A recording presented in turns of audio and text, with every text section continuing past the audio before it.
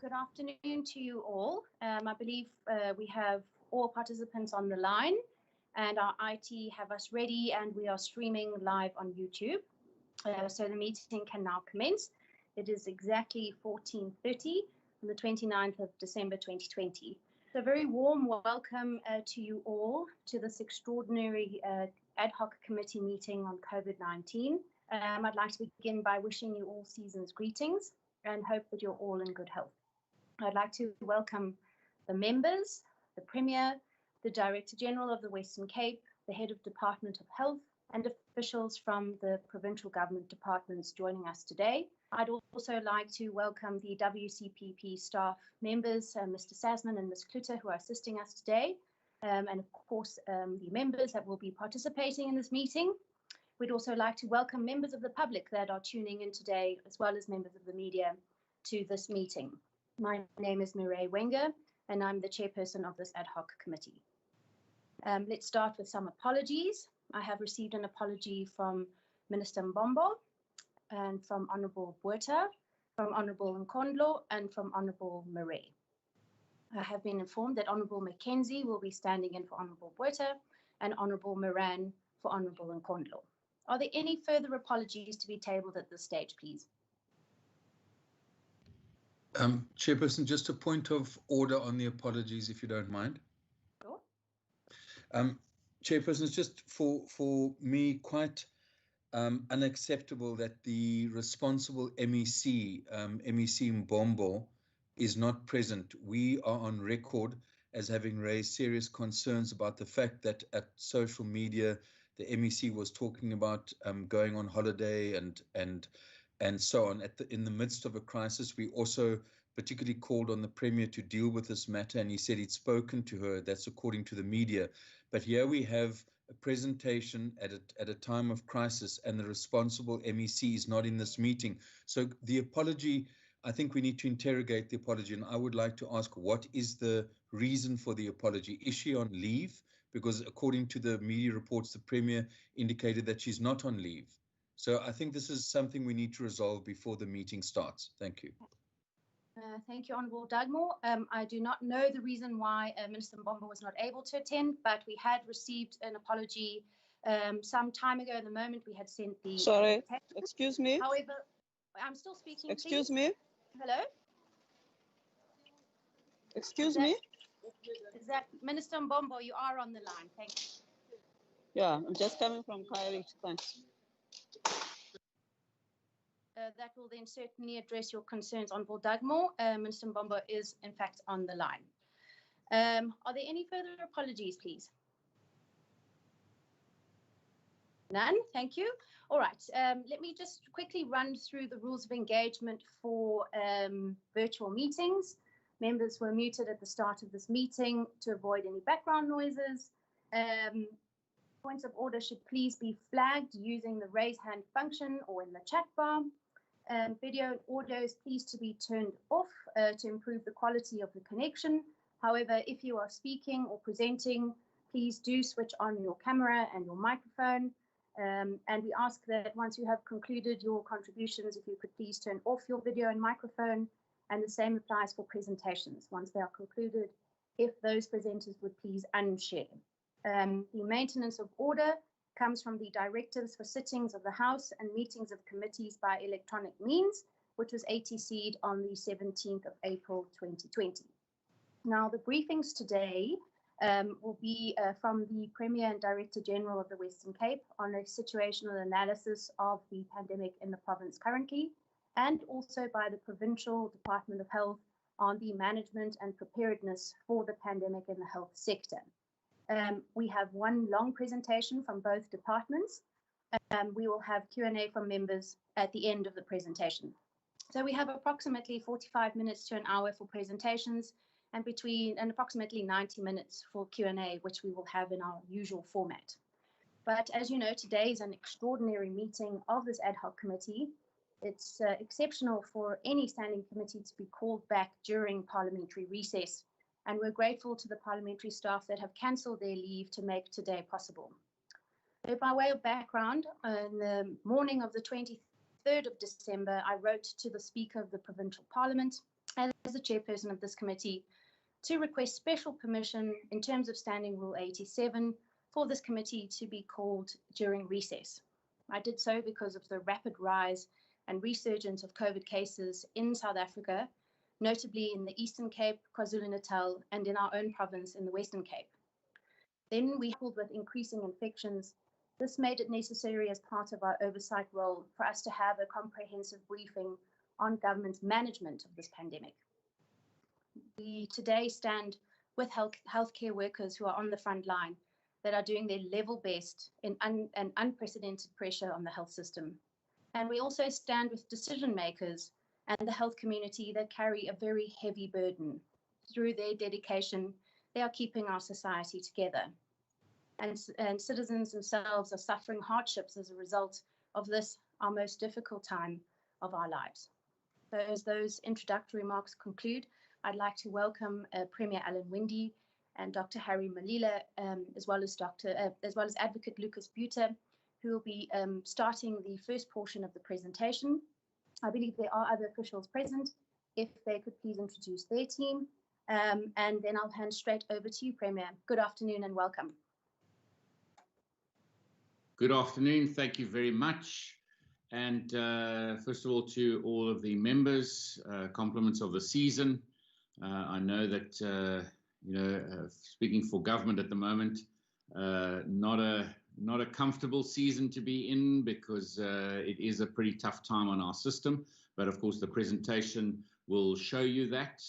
It will show you especially what we've been dealing with in the last 2 weeks, primarily, leading up to the announcement by the president last night, but also understanding why we are under so much pressure at the moment, the variance or the difference in the strain of this virus, and why it is behaving differently, not according to the original modeling and projections, and even looking at this province versus other international examples.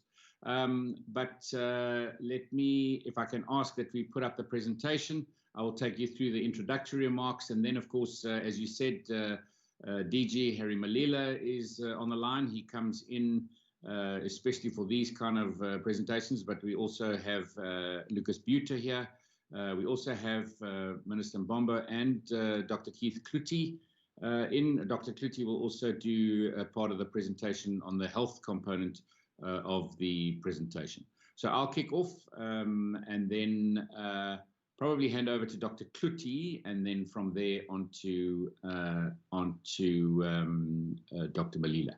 If we can just, Dr. Kluti will move the slides for me, so that'll be great. And we just have one driver. It's probably easier, but and we'll just move on. So thank you very much. The first one is background and context. And if we go back to the beginning of December, where we had a PCC meeting, and in that meeting, that was where it was agreed in a discussion that we need to look at a differentiated approach in South Africa around the management of this virus. You'll know that at that stage, we could see the increase in numbers, specifically in the Eastern Cape and in the Garden Route. And part of that PCC meeting, I asked the president if we could put together our response plan for the resurgence, and that was agreed to. Our team came back, and I still remember submitting that plan, or should I say DG submitting that plan on a Friday night just before midnight, because we'd agreed with the president we would get it in within the next 2 days, so that the Command Council could then deliberate on it. I'm very happy to say that then in meetings subsequent to that, there was an agreement at a national level that we agreed to the differentiated approach. And of course, the evidence was on the next meeting of the PCC, as well as the Command Council, that the president then made an announcement on the 14th of December.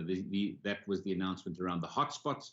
Of course, where the Garden Route had, in this province, a declaration, the numbers were really climbing fast in the Garden Route. At that stage, we didn't really know that there was a different strain. All we could see was that it looked like we were moving into a second wave. If you remember, initially, we didn't even think it was a second wave as yet. But then as the numbers started to climb, it was declared at a national level as a second wave. Then if I take you through, I think the last week we had, first of all, our own internal meetings. We changed our governance model. We held our last extended cabinet, which had been in place for the last 8 months. But what I did put in place, and the DG will talk a bit later in the presentation to it, was our own PCF management system for the province. And also in the last week, as our numbers were rising, engagement with Minister Mbomba and the whole health team, as well as our advisors and epidemiologists, trying to build a model, because of course we were advised then of the new strain. You will remember the announcement by Dr. Minister Mkhize on Friday evening 2 weeks ago. Our teams then worked to try and understand what were the implications for us and our modeling. Did we have to change what was needed? And that really is across the board from all of our responses that we'd had in place for the previous months. And the last week has been quite a hectic week.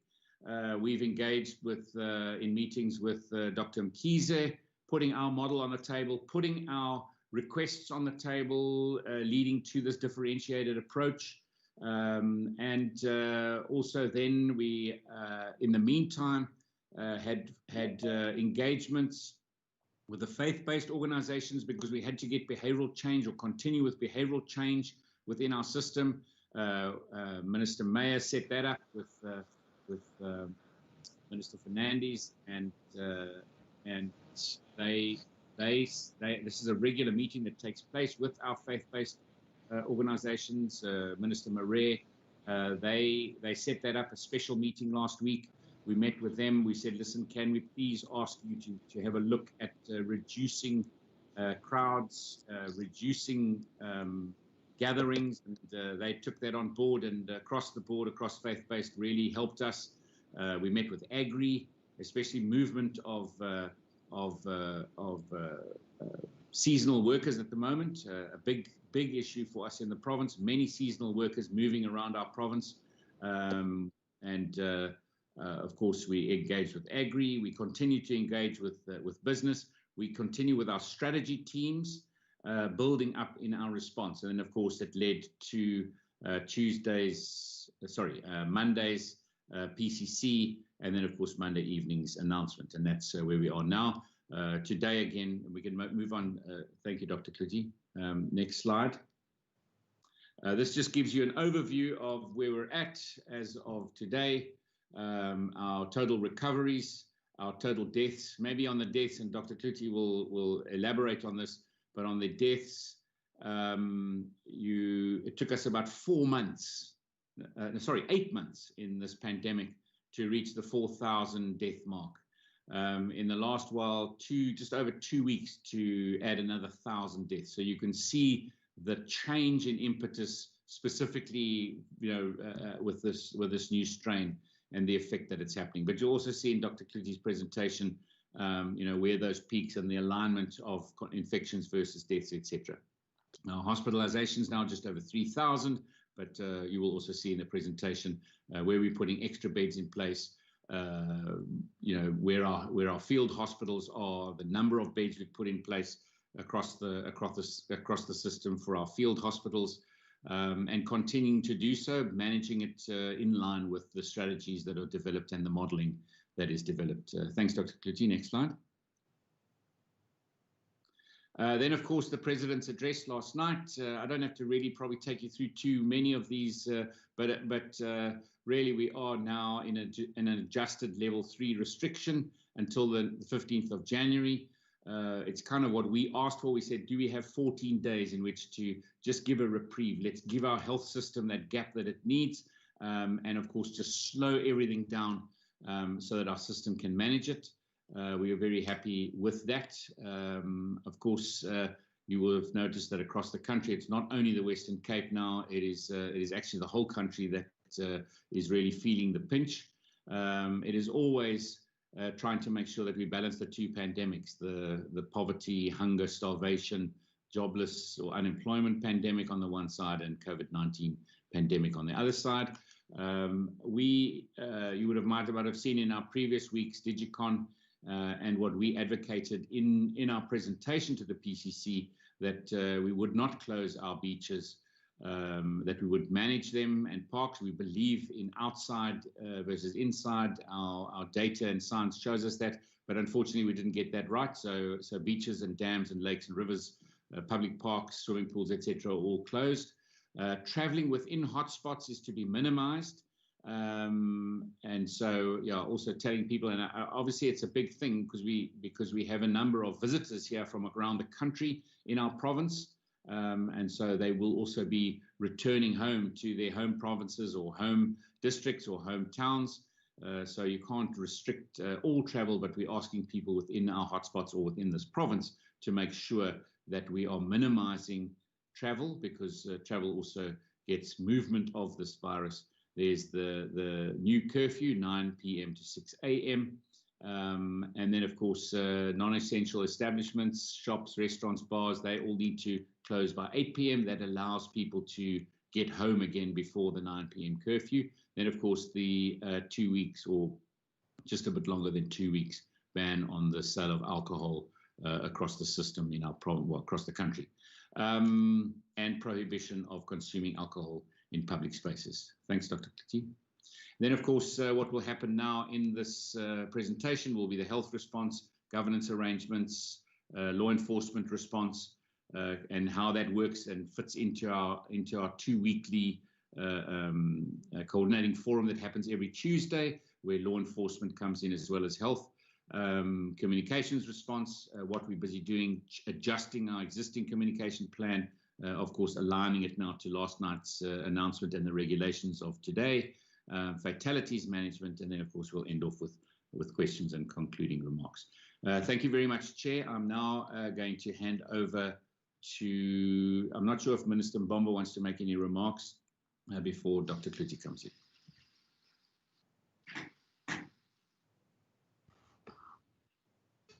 Minister Mbombo, would you like to make any remarks before I hand over to Dr. Kliti?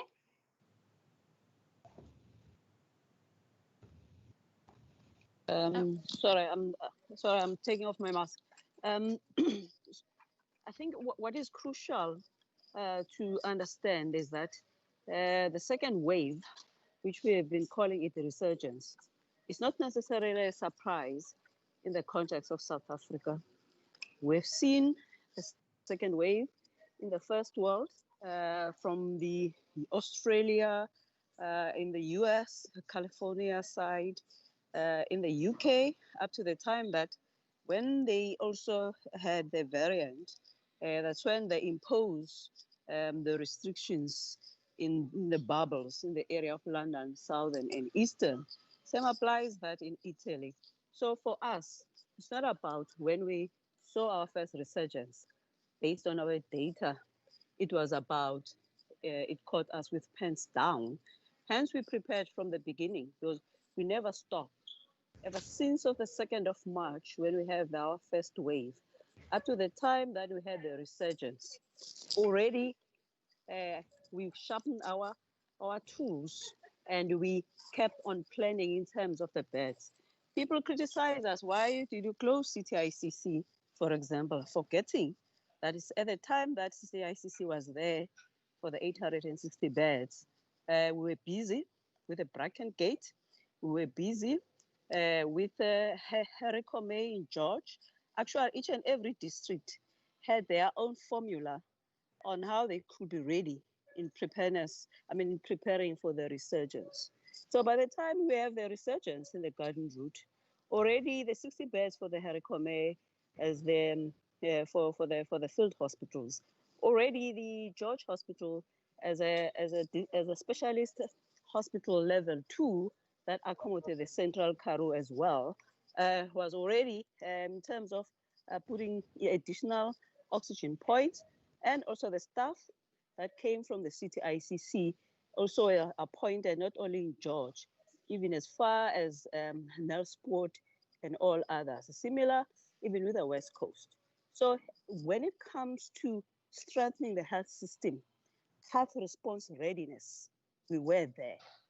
We were there even in regard to, if you recall, where I launched the Vulimpilo campaign, where we said, let's open and recover some of the lower risk health services, like the immunization, the TB, the HIV, and some minor elective surgeries, and some emergencies, even up to the Grooteskier, where even we open new day surgery so that to accommodate this. Such in Tygerberg, for the children with the facial deformities, we even added additional days for them to have their operations.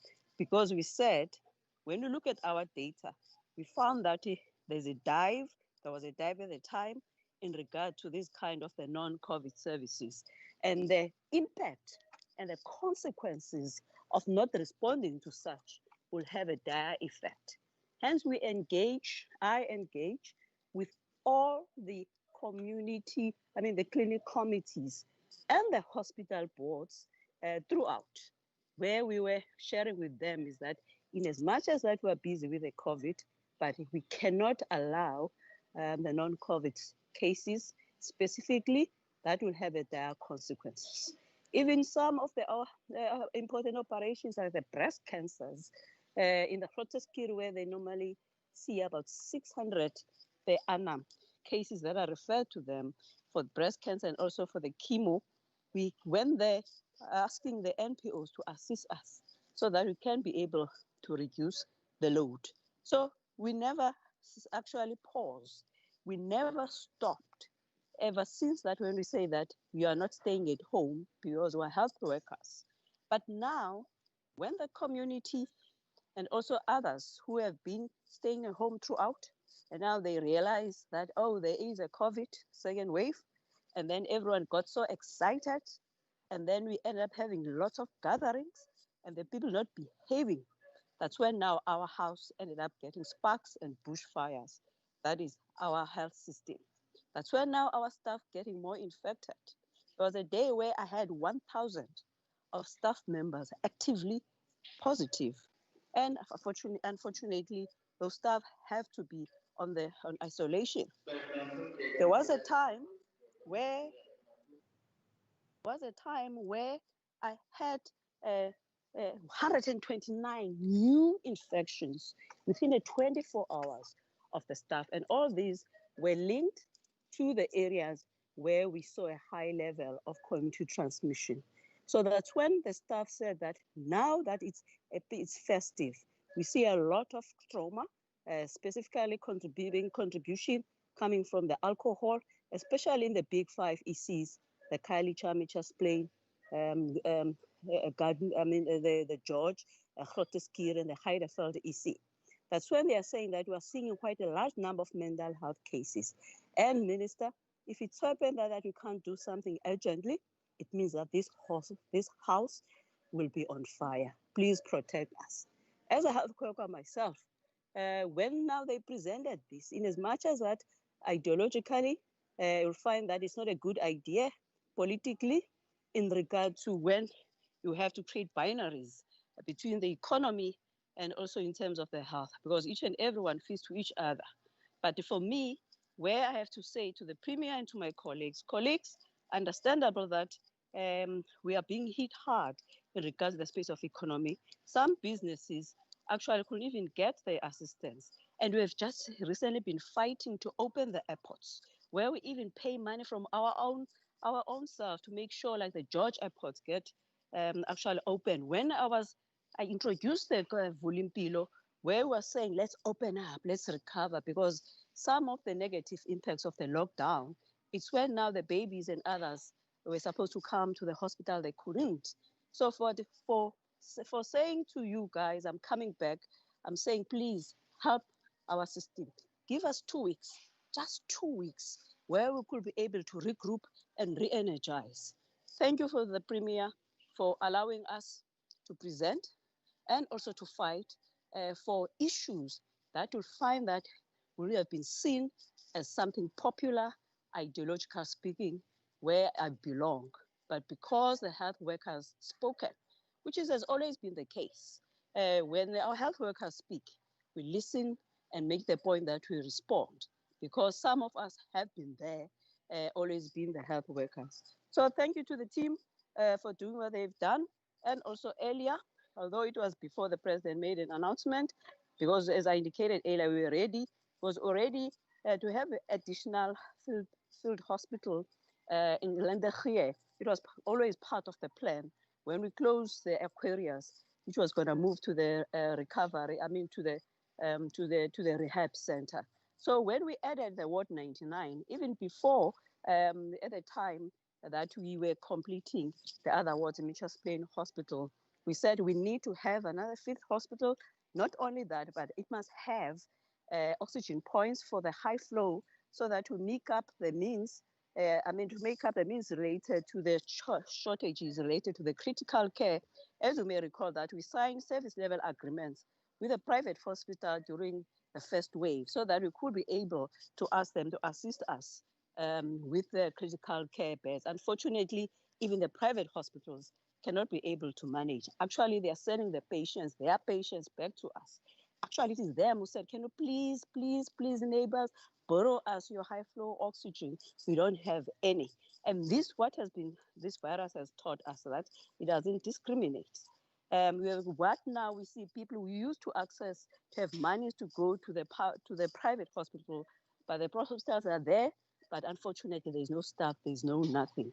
They're coming back to us. So thank you to our health workers for holding the fort, but give us these 2 weeks, and we appeal to you as legislators and as the local leaders, because Parliament is about the people. Go back to your constituencies and spread the word that they need to close the tap. Because for us, we account to those that were already in our health facilities. But the 40,000 active cases that are roaming the street, they are under your nose. So as community leaders, we want you to go to these malls and tell the people to stop jolling. We want you to go to these parties, to these taverns, and tell people. It mustn't be only when we have got 2 or 3 of the people in our health facilities, then you start to make a noise. Yet 40,000 active cases are out there within your space. So thank you very much to the team. I'm coming out now of this shop. Thank you very much.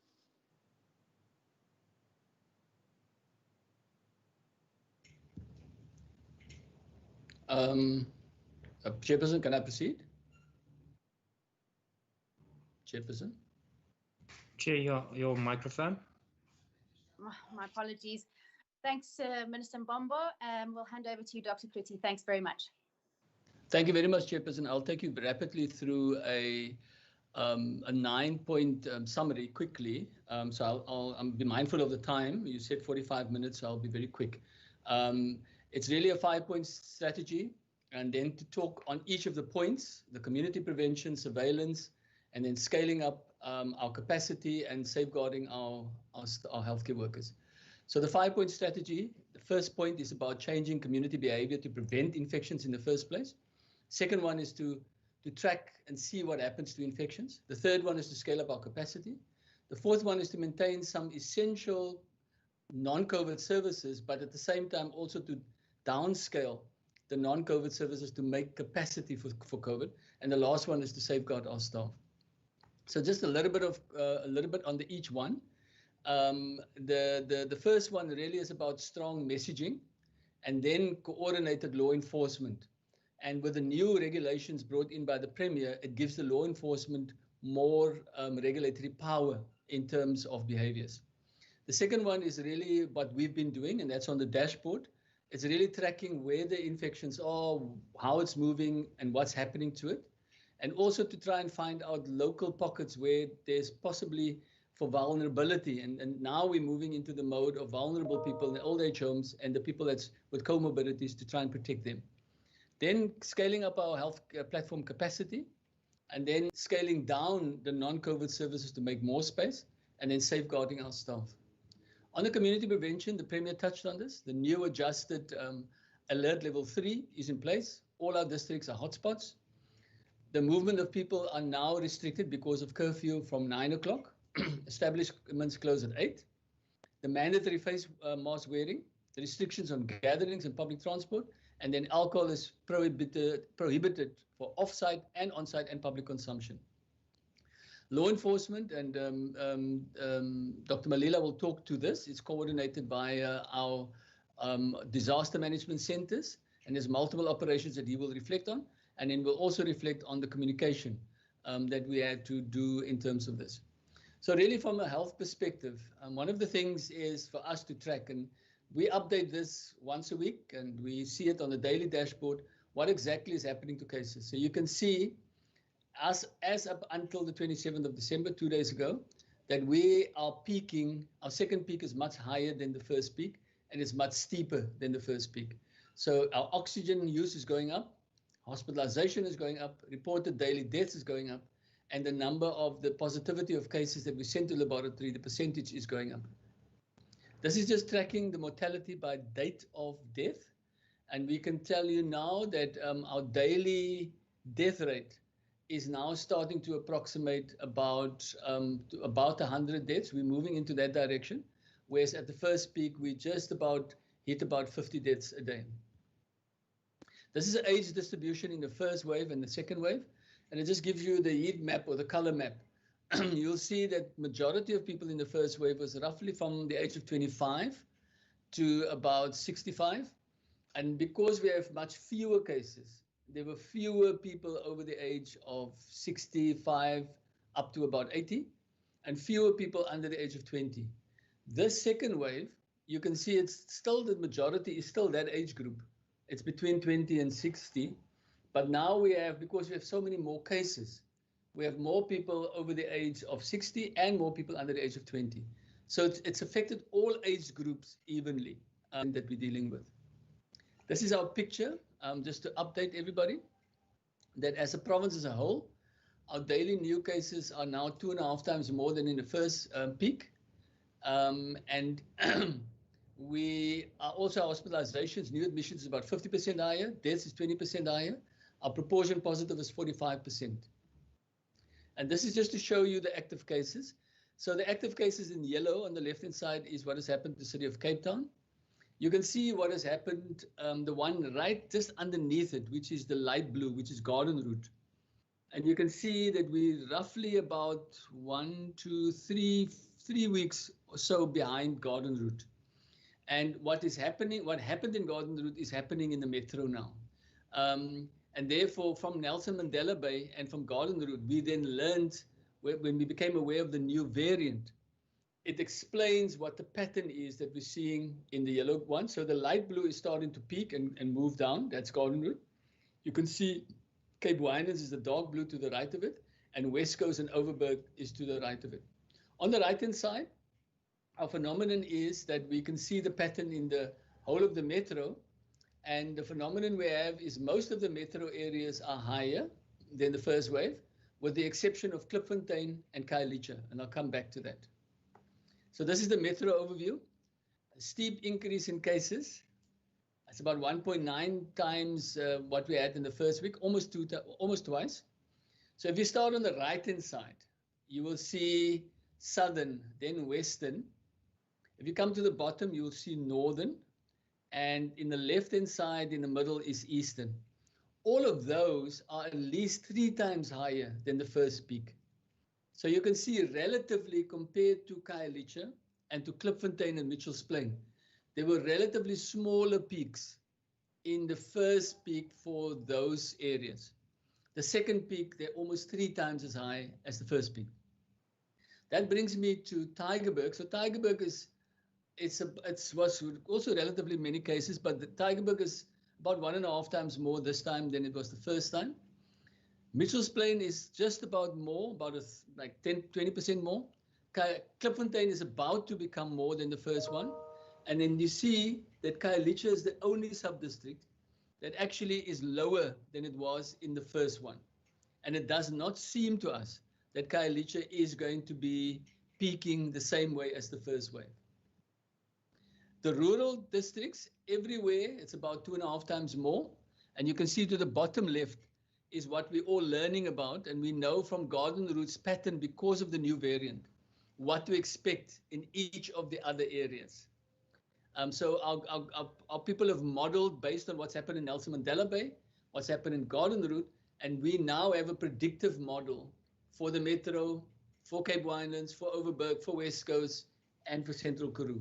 You can see Central Karoo was not as high as the others. Central Karoo has got fewer people, but they also had a late peak on the first wave, and they had a late higher peak in the first wave. So they also have a slightly lesser peak in the second wave. This is a wastewater management system that has been implemented by the City of Cape Town, Breda Valley, and Overberg, and the Medical Research Council work with them. So what they do is they track the levels of COVID in the wastewater. And what this shows us week by week, it shows us patterns of high levels of concentration of COVID in the wastewater, which more or less mirrors where we're seeing the high load of cases. This is our daily huddles. This is a little bit of detail, but the team sits every day and they reflect on what's happening across the province. So this was a daily huddle of yesterday. And you can see that the key issue here is in both metro and rural, hospitals are getting full. There's more people requiring hospitalization, and therefore oxygen becomes a pressure, and there's more and more reported deaths. That is what the teams are experiencing on the ground. And in every sub-district, every district, people reflect on what their experiences are, check in, follow up, and make sure that there's local responses. This is the garden route. We can now, it's reassuring to say that it is now remaining stable. It's the second consecutive week, and it is stabilizing both in terms of new cases, hospitalization, and deaths. It's all decreasing. There's still in the garden route 1 or 2 areas that were a bit later than the previous one. So George, Knysna, and Bito was higher than the first, but were higher and the more people in there. They are coming down and stabilizing. But Oudtshoorn is a little bit later in Kannaland and also in eSequa. So there's a slight delay in some of those areas, but overall it's coming down.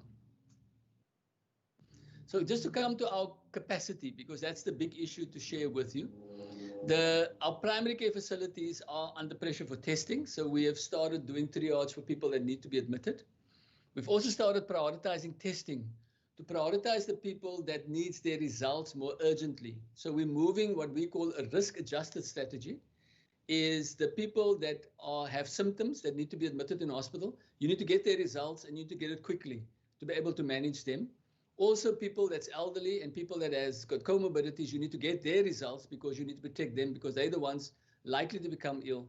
And therefore, the younger, more healthy people, we're saying to them at this point in time, if we test everybody, we all just delay the results for the ones that need it more than others. So that is a risk-adjusted strategy that we started introducing to manage and identify cases quicker to actually have what we need to do.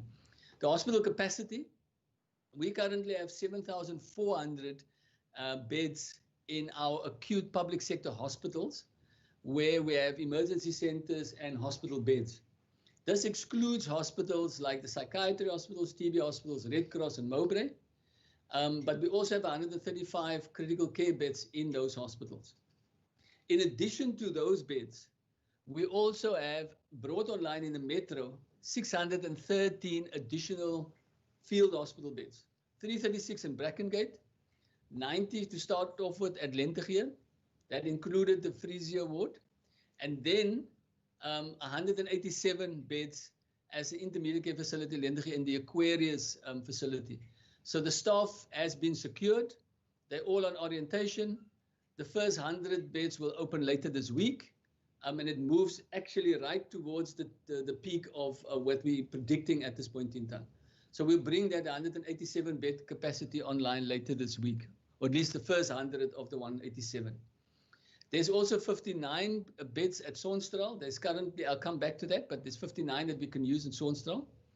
And thereafter, if we need, there's another 136 beds that we've identified that we can bring online if the need requires, and depending on how we bring staffing online over the next week to 10 days.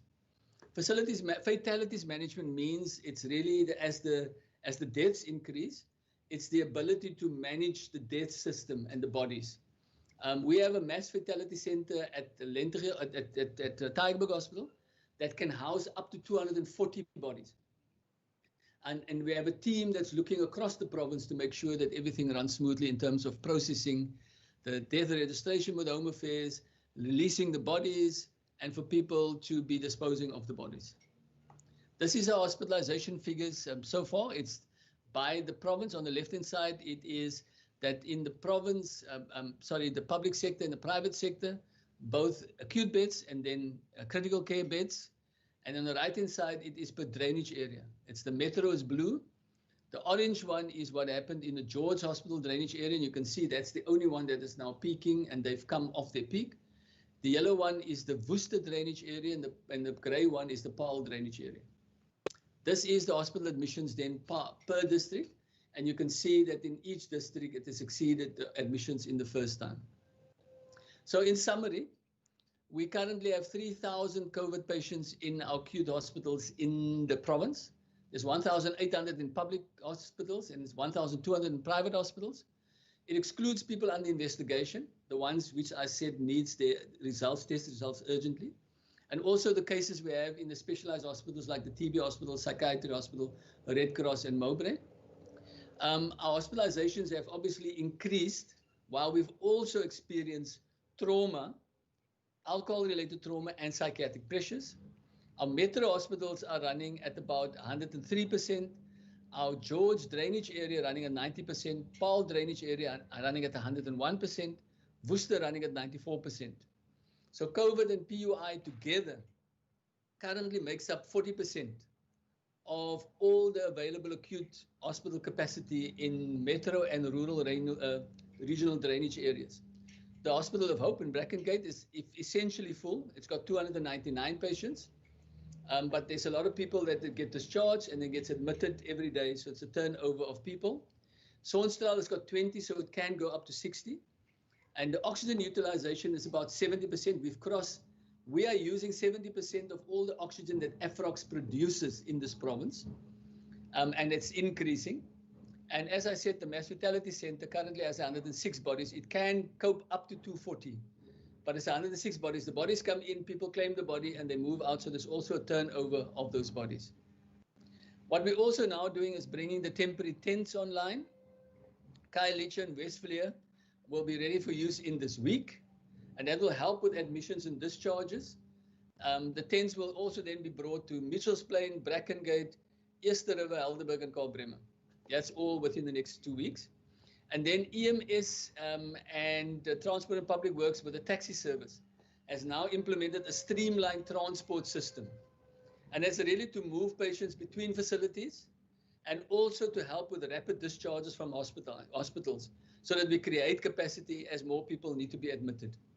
And our data team has just developed a wonderful daily hospital bed availability and capacity dashboard.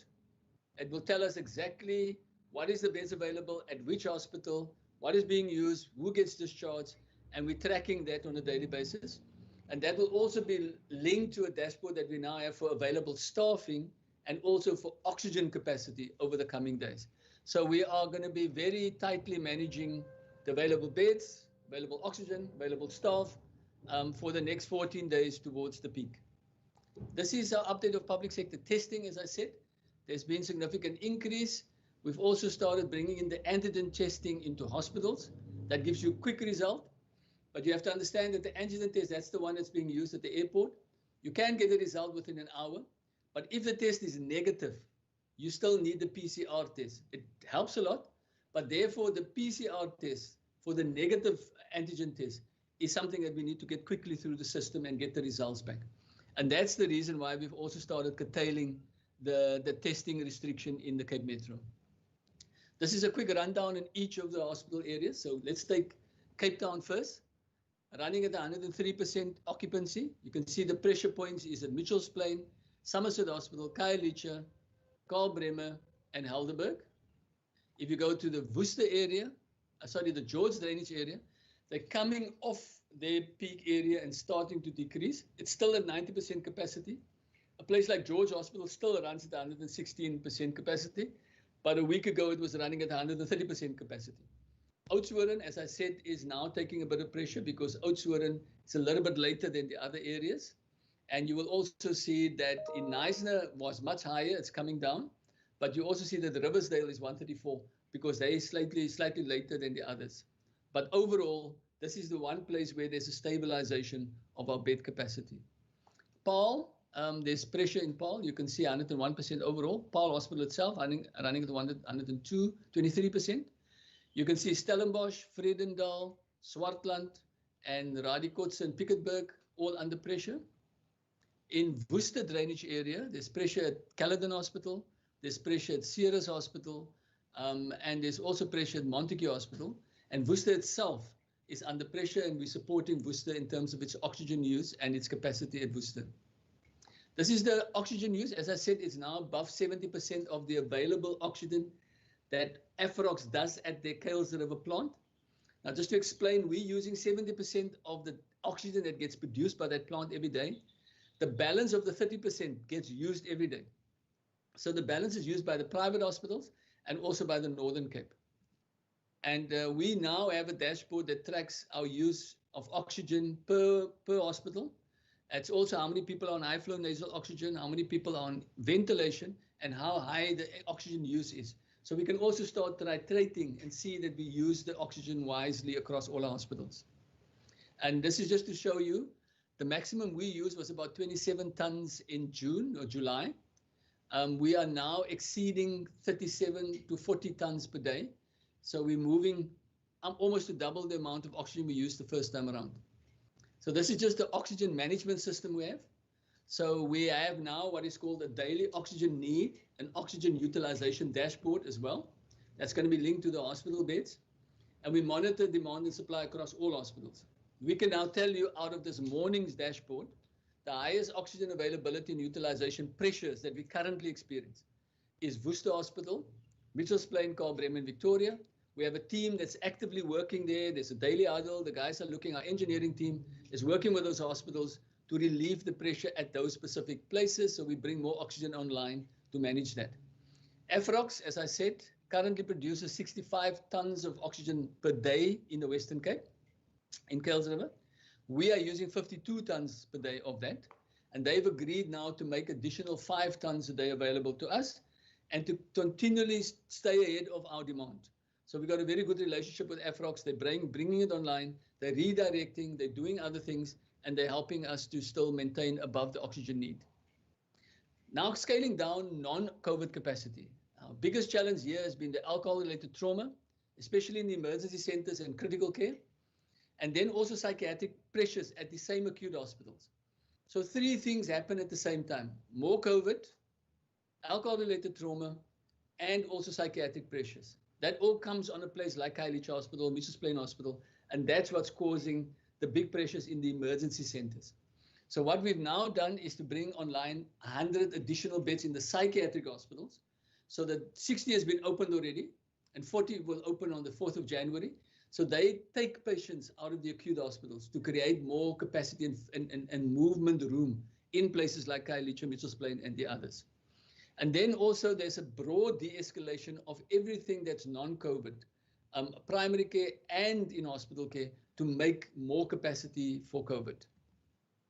So the question might be, how has the recent alcohol regulation, which on the 15th December, and this holiday period affected trauma presentations? So we have clear data from the 13th of July till the 28th of December now, that says the data shows with every relaxation of alcohol regulation, we see trauma cases consistently increase as the regulation moves.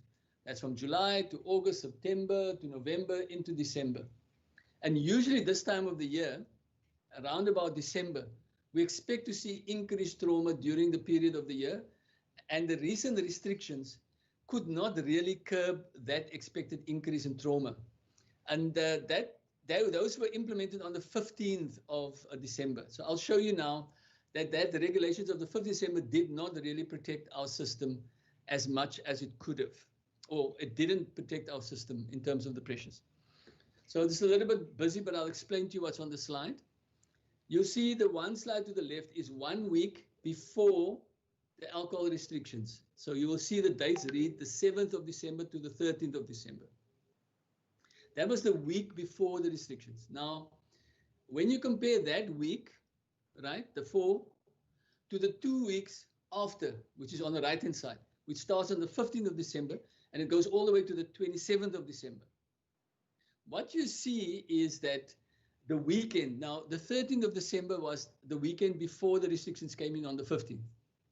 If you compare that weekend, the 13th, to the 20th, you will see that on the weekend, there was about a 25% reduction. So it does show that if you restrict alcohol, you will have an impact.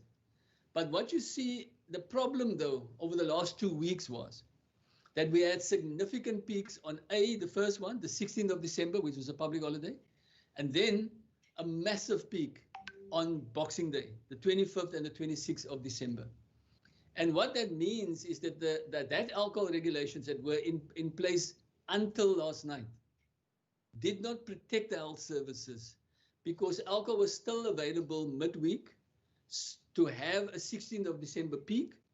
And then the week prior to Christmas, there was still alcohol, and people then bought alcohol in that time to have this massive spike in Christmas and on Boxing Day. And that was a huge pressure that was then visited on the platform on Boxing Day. Safeguarding our healthcare workers. So the biggest challenge now is the infection rate amongst the healthcare workers and the impact that they have to self-isolate. Also, we needed to get additional staff for contract work and via agencies, which is a challenge. And people volunteering this time around is much less people and fewer people. We also make sure that there's sufficient PPEs, and then a system to support our staff on site. We now have a debriefing system where the team of psychologists go from hospital to hospital. They actually have on-site, and staff can walk in for debriefing, because it is soul destroying for ourselves to see patients die in their wards, because they cannot assist. People are ill, they do what they can, and then people die. So these are the infections. We track it per week. We can tell you from the 2nd of November till the 27th of December, 1,700 of our staff in Western Cape government got infected. There's 900 active at the moment, which means 800 has already recovered, but 900 remains positive. And we see it week on week. Tygerberg, the biggest hospital, has got the biggest increase. So in the last week, there were 60 people in Tygerberg. So in the last week, we had 385, the week before 497. You can also then see the pattern that places like George Hospital peaked 2 weeks ago. And in the last week, there was only 7 cases. So it's like Minister Mbombo says, you can see this pattern also reflects the cases in the community in those areas. The same if you watch the one at the bottom here is Mossel Bay. You'll see it peaked 2 or 3 weeks ago. And then the last week, there were only 2 cases of positive. But as you go into Worcester now starts increasing, and you start getting to the metro hospitals, you also start seeing an increasing. The big thing about people getting positive is 40% of our staff is nurses, are nurses, 40%. So 30% of all the infections happens to be nurses, because they're the biggest proportion of our staff. And doctors make up 12% of these infections. This is the 926 active healthcare workers across 92 institutions. They're currently active. They make up 2.8% of our total staff. So 2.8% of our staff is out of circulation, while we have the biggest peak in workload coming at us. So our strategy is to get more staff. So we targeted nursing staff specifically, and our target is to get 1,300 nursing staff onto the service platform, and to do everything in our power to get staff. So we are extending existing contracts of people that are on short-term contracts. Their contracts about to come to an end. We are keeping people that we can keep. The second thing is we want to proactively recruit from outside. And we have a recruitment drive of asking people to sign up. I'll come back to that specific one. We also want to take in new community service doctors and nurses. And we want to place all the bursary holders into potential posts. And we've asked the military to add additional staff into our system. So of that 1,300 staff, this is the recruitment drive. So up until the 21st of December, a total of 438 people applied. And they said, look, we registered, we're interested to work for you. That day-on-day registrations are now followed up by a team.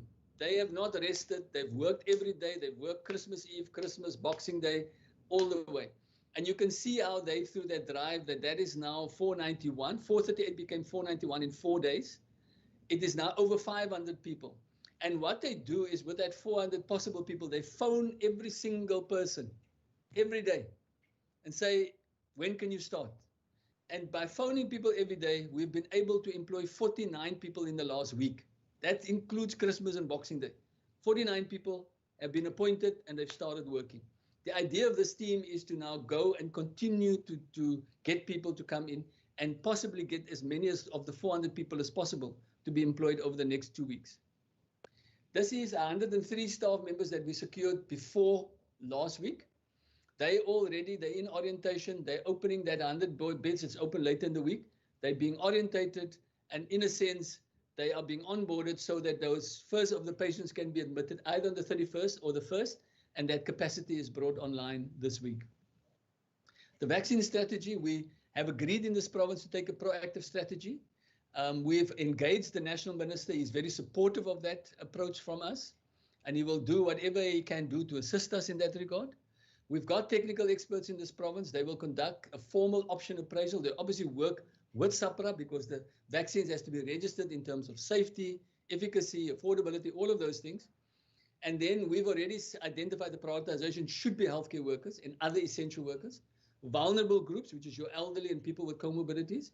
And then we started doing demand forecasting. But once we have our indications of which vaccines we're likely to have, we can zone in on specific vaccines and the availability of that vaccines so that we can confirm the numbers and the cost estimates in the budget.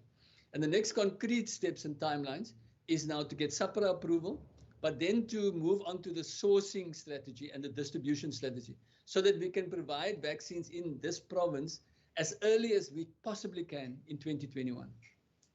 This is the newest messages. Premier and the Minister referred to that. Hand washing and surfaces are important, but the most important thing is this COVID and this variant, it's always been like that, is spread through airborne spread. So it's by inhaling somebody else's exhaled air. It's sharing airspace that COVID spreads. So it's really about keeping your distance, making sure there's good ventilation, and wearing a mask. And also we know the first time around we had lockdown, we know social gatherings drove this. So the message is avoid gatherings wherever possible, limit the size, keep them short, go outdoors, practice distancing and wearing a mask. This is research that says if you are 18 times more likely to contract COVID if you're in a room with somebody with COVID than if you're outdoors with somebody with COVID. You're 18 times less likely to get it when you're outdoors. And that is the message about going outdoors. And really about keeping the New Year's bubble safe. And it's really about New Year's being a different New Year's. I mean, the president was very emotional last night when he spoke. And really about saying that the break of New Year this year is a different New Year. It's a somber moment. It's a reflection. We're hearing day by day of people dying. Close family members, staff members, colleagues. We have to use it as an opportunity to reflect, to be somber, to think of the people that have gone and the people that have died, that is no longer with us, and the people that's still going to die. And that is what we need to call for New Year's. And so our summary is we've got much more cases than the first wave. The new variant explains the rapid increase because it's more infectious. It might not cause more severe disease, but it's more infectious. Our local teams continue to be on alert to look out for protecting the vulnerable. Our biggest concern is the non-adherence to protective behaviors. So the new regulations should help, but our law enforcement entities must now be able to enforce the new regulations. The hospital and mortality data has showed a rapid increase, but we can predict now quite accurately to the day even, based on what's happened in Garden Route and Nelson Mandela Bay, when each of our areas will peak. And we are now titrating our response in accordance with what we expect to the peak. And for us, that is within the next 2 weeks, that we will peak in the metro, we will peak in West Coast, we will peak, the Paarl drainage area and in the Worcester drainage area, having already peaked in the George drainage area. The big thing is we got plans to activate the capacity. Alcohol was the big thing that really caused troubles for us over Christmas and Boxing Day. With a now total prohibition, we hope and cross our fingers that alcohol will not do the same on New Year's Eve and New Year's, so that we can get through what we get on the other side. Our big issue is also we're managing staff, we're managing our beds, we're managing oxygen responsibly with systems every day to know exactly where we are to get us through this specific issue. Our biggest concern is healthcare workers, to protect them, and our biggest concern is communities must behave in a way for the next 3 to 6 months until we're clear when the vaccine is freely available to all of us. I will stop at that point, Mr. Malila, and stop sharing my screen. Thank you. Thank you, Chairperson. Thank you, Thank you, Dr. Kluti. Dr. Malila, I'll hand over to you directly. Thank you. Thank you, Chair. I just want to make sure that it's afternoon to you and to all the members. Can you just confirm, Chair, that you can see the slides? We can indeed. Thank you very much, and warm welcome to you. Thank you very much, Chairperson. Chair, I'm going to deal with 3 key issues, and that's the governance arrangements, the communication strategy, and then also our law enforcement strategy. What I'm also going to do is to share with you what we've done from about the middle of November this year, and obviously what we're still planning to do, given also the announcement that was made by the President last night, and particularly what we're doing within the law enforcement environment. And as you can see, what I'm going to present now actually connects to what Dr. Kluti has presented from a health perspective. So the key message from our side is that COVID is not only a health response. I mean, health is important, and obviously they deal with all the sick, but we need an integrated approach by the whole of government and whole of society, and I will actually come back to that. Now, from a governance arrangement perspective, Chair, you are aware that we've been submitting our weekly reports to national as well as to your committee, or the Committee of Parliament that's been formed. And obviously what we've presented thus far is actually informed by what sits in all those reports. So the Premier, as the head of government, have continued his weekly cabinet meetings until mid-December. And from the 11th of December, as been highlighted by the Premier when we started the presentation, we've shifted that into meeting in the form of the Premier's Coordinating Forum, where we meet weekly with all the municipalities. And it's not just limited to the municipalities, given also that this is a legislative body, but it's also pulling in SAPs and all the law enforcement entities. And we've already planned that these meetings will continue right up until the 19th of January, after which the cabinet meetings will continue from there.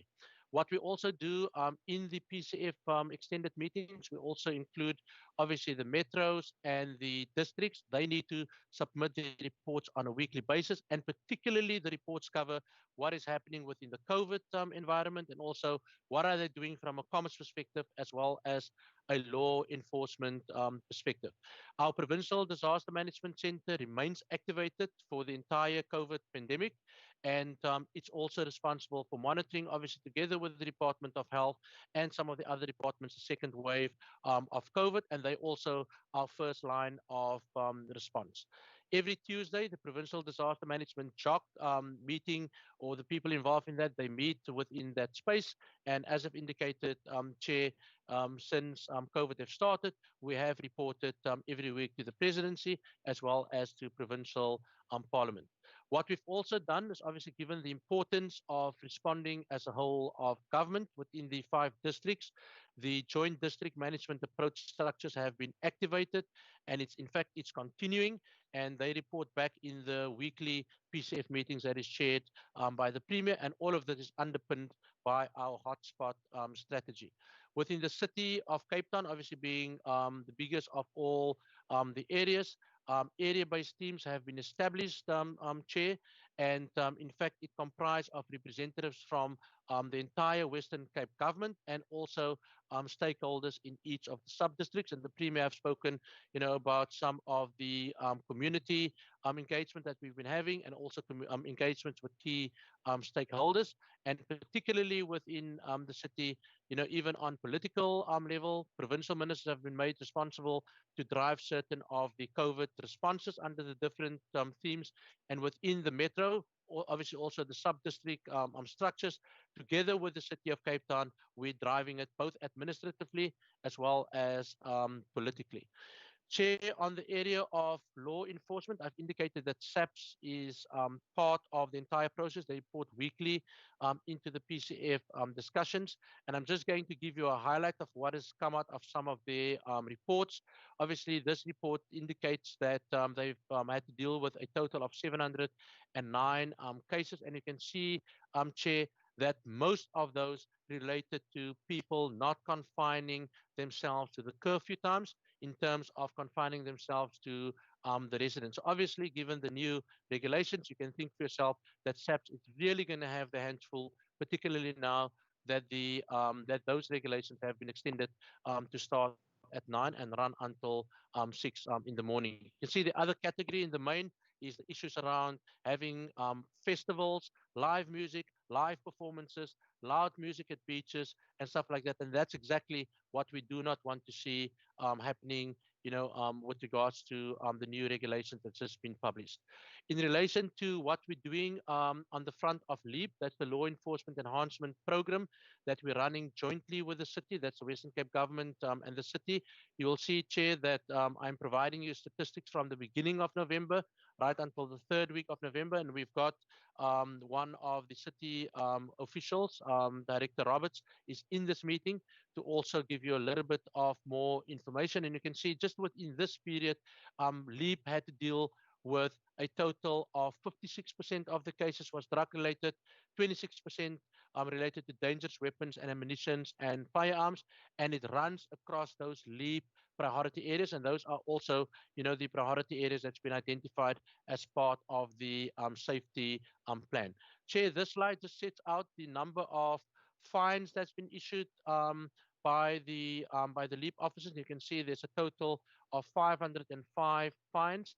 Most of them relates to Section 56 that are, so to speak, your spot fines and your pink ticket fines. And then there are others that relates to obviously not sticking to the bylaws and also particularly relating to fines issued in relation to Section 56 fines. Chair, if you look at the operations from the 7th to the 13th of December as it relates to LEAP, you can see that there's a total of 8,259 operations within just that 1 week period. And the next slide after this will give you the number of operations for the following period. And you can see that of all those operations, almost 8,000 related to searching of persons as well as vehicles and also premises. And obviously through these things, they've also uncovered, some funny things. So you can see, Chair, for the period 14 to 20 December, 3,500 people have been searched. There's also vehicles that's been searched. And in fact, the city Director Roberts is here, can provide us a little bit more information on exactly what's been found.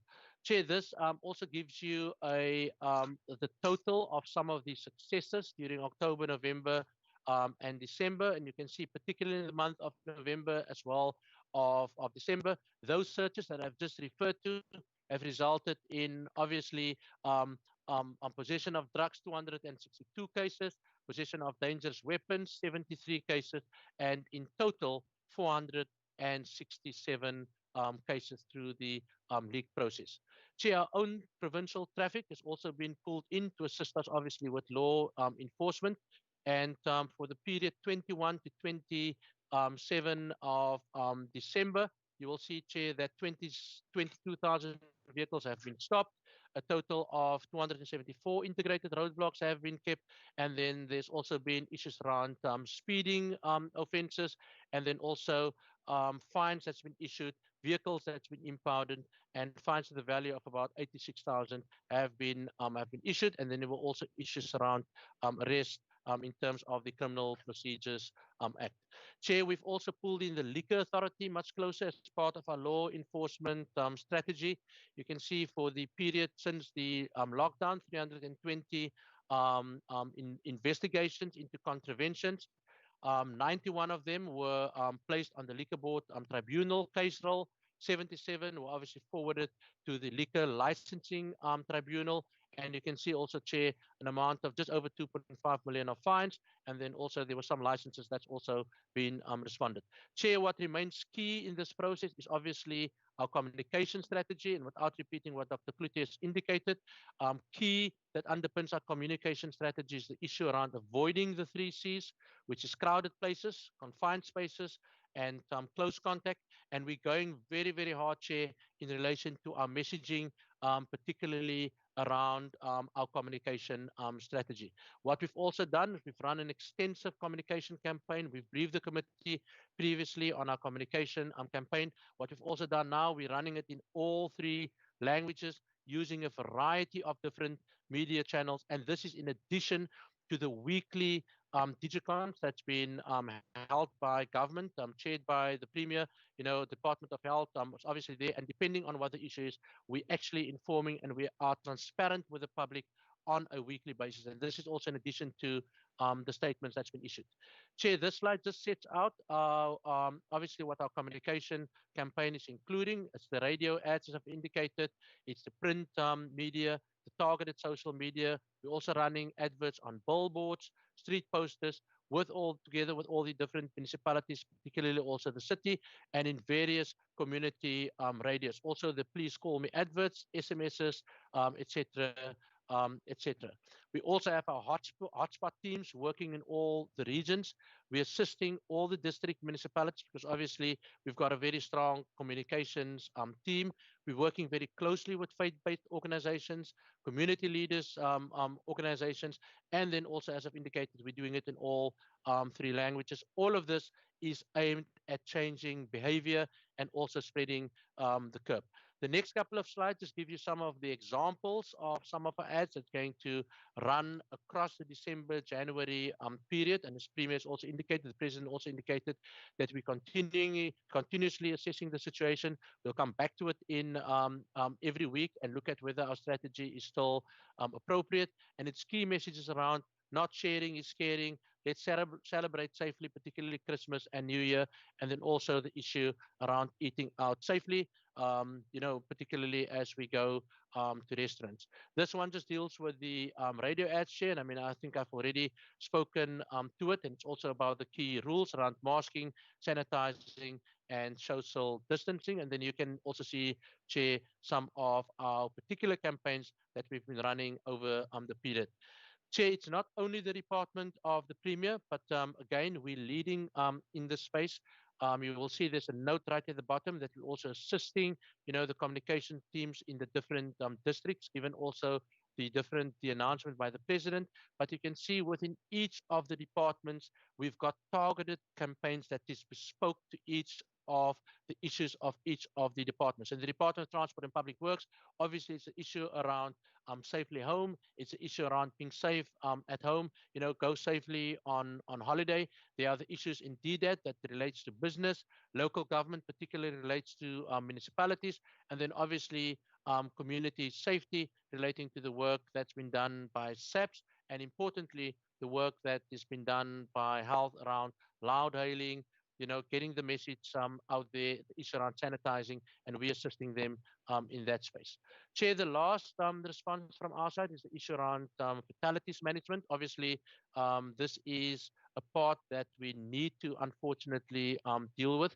We're working very closely with the city as well as the districts. Dr. Klute have spoken about it. We've already activated all the plans. We're sharing our plans. We're also working very closely with the Department of Home Affairs. And in fact, Chair, I need to indicate that they've really come to the party over the last 3-4 weeks. And in fact, their staff is working long hours to make sure, that we can deal with this issue quite professionally, given the fact, that members of our communities also want to deal, with their loved ones that's passed on in a dignified manner. There has been challenges around the paperwork, but in fact, many of those issues have been resolved given the close working relationship that we're having, with the Department of Home Affairs. Chair, in conclusion, before I hand over to the Premier to make some concluding comments and hand back to you, is that we are obviously, working on a differentiated approach. In fact, our entire strategy has been based on a differentiated approach since the start. We've already applied it in Garden Route. We're looking at it to apply it, obviously, within the whole of Western Cape. You can see our strategy is not only based on health, but there's also the law enforcement, communications, and then also the whole issue around governance. And Chair, what underpins all of this is not just a response from a single department or a response from the Western Cape government, but we believe in the principles of a whole of government as well as a whole of society, because ultimately we need to land this in communities. We're all fighting this war on COVID, but luckily, Chair, in this occasion, we are all on the same side. So from where we're sitting, we need to spread the message, the issue around mandatory mask wearing, the issue around avoiding the 3 Cs, that's crowded places, confined spaces, close contact, and obviously keeping gathering small, short, distant, and also outside. So Chair, from my side, I think, this more or less, this presentation captures what we've been doing, and the last couple of slides just deals, in a high-level summary on the announcements that been made by the President last night. Chair, so that deals with my presentation. If I can hand over to the Premier at this point in time before we hand back to yourselves. Thank you. Thank you very much, DG. Thank you, Dr. Kluti, Minister Mbombo. Thank you, Chair. I don't think I'm going to add anything more now. I mean, let's go over into questions for clarity. But I think it's evident that you can see that, we are trying to learn as we go. We have great inputs from very, very, good support from our professors at our universities, even our own staff. I mean, the kind of level of input you can hear just from Dr. Kluti's presentation, the new kind of innovations that just keep coming up all the time, how to manage, better manage, and of course, better understand what's coming at us, because of course it is different. You think you've got it right, and then the next week something else happens, and you've got to be responsive. But I think that's what the presentation shows. So, Chair, thank you very much. Back to you. Thank you very much to all the presenters. Thank you to you, Premier, Dr. Malila, Dr. Kluta, and Dr. Mbombo. Thank you very much. We're now going to move into a question and answer session with the members. Members, we're going to follow our usual format. So we will have 3 minutes per party. If you'd kindly indicate to which department your question is directed. So I'm going to go off camera now. And I'm going to ask if there are any questions on behalf of the DA. I see Honourable Mackenzie. Will you be posing questions? Yes, Chairperson, I'll be posing questions on behalf of the DA. My first question would be to the Premier and the Director General. We've just seen the alert on load shedding, and I want to find out, is there a strategy to deal with load shedding at the facilities, the temporary facilities, the warehouse, etc., and then what is that strategy? And then second of all, we've heard that we're quite dependent on EFROX for oxygen. Is there a plan B should EFROX fail for whatever reason, for technical reason, for load shedding? And then on staffing, we've seen previously the red dot strategy with transporting our healthcare workers to the Director General of Health. Has that been reactivated? And on the staffing issue, are we taking mentally care of our nurses? We know nurses, their family members, their relatives have passed away.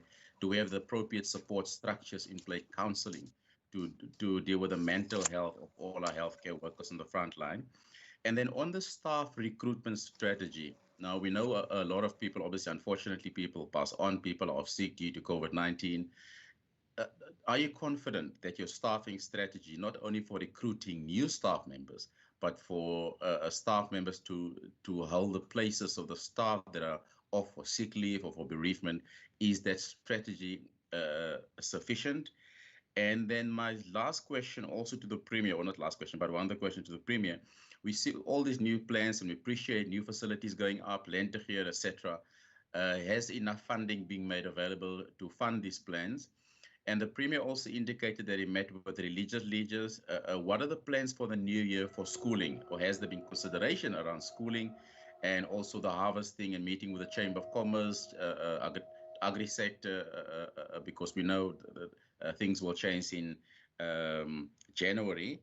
And then with regards, a question to Minister Mbombo, when she talked about the SLAs with the private sector earlier on in transporting or using some of our facilities with them and vice versa, is there a funding requirement for government or the government pay for their services or vice versa? And then to the Director General of Health, you talked about the military assistance. How far is that process? And can we expect them quite soon to assist us? Is my time up, Chairperson? I see you moving. No, you've still got 30 seconds. Thank you. And for the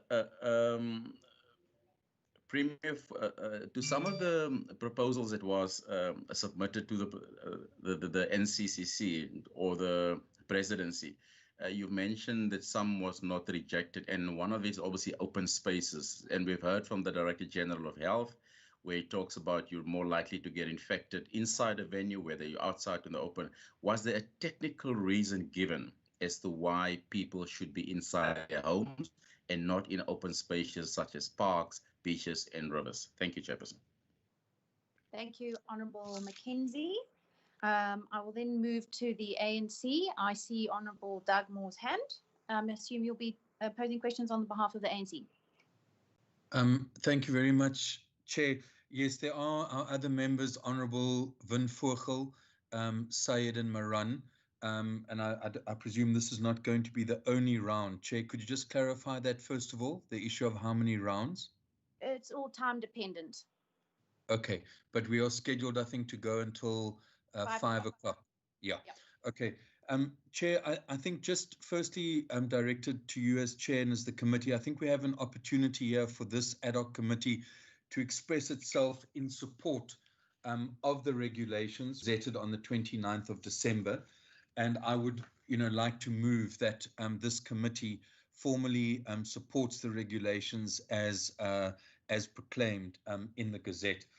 The second issue, which I think arises from the President's speech yesterday, was the need for all of us to, wherever possible, put aside party political differences in the way that we approach COVID-19 in general, but in particular the second wave, which we are confronted with at the moment.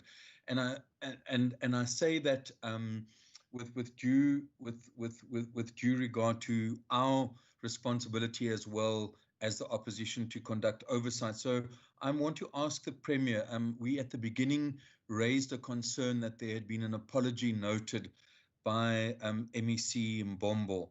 And then fortunately we saw that MEC Mbombo then joined the meeting. I would just like to ask the Premier, is the MEC officially on leave or is she not on leave? If you could clarify for us, because we think that there are huge sacrifices being made by health workers. There are huge sacrifices being made by senior departmental officials, and it would be absolutely critical that the key MECs in this province are obviously all part physically, and constantly part of the team. So I'd just like the Premier to clarify that. And then to ask the Premier, earlier on this year, he was quoted as saying that many areas in the province have now passed its peak following the decline in hospitalizations and the percentage of positive tests overall. And that was the statement which then informed the closure of the Hospital of Hope at the CTIC, which actually catered for 864 patients. Now, if we look at the pressure by COVID and non-COVID patients for critical care beds in our hospitals, would the Premier concede that that statement that he made then was actually short-sighted and incorrect, given the fact that we clearly are not over the wave and we over the first wave, and we are now in a second wave, and we cannot predict. And that's why also, Premier, I'd like to raise a concern in the press statement that you issued earlier today, when you indicate that this is just for 2 weeks. Obviously, the regulations talk about a 2-week period, but I think it's dangerous for us to give the public the impression that after 2 weeks, we will be back to normal. The reality is, after 2 weeks, we'll have to assess where we are. From the ANC side, we clearly hope that we will be able to move out of the adjusted level 3. But I think it's a mistake, and I'd like you to comment on that, to give an impression that this is just for 2 weeks. Clearly, this situation needs to be assessed after 2 weeks. Thank and then, you. Dr. Thank you. Okay. Sorry, Honourable Dazmore, you've gone 3.5 minutes. I've given you a bit of latitude. I'll now hand over to the EFF. Are there any questions from the EFF, please? Honourable Tleho? Yes, thanks, Chair of the session. Mine is the first one is to the Minister of Health.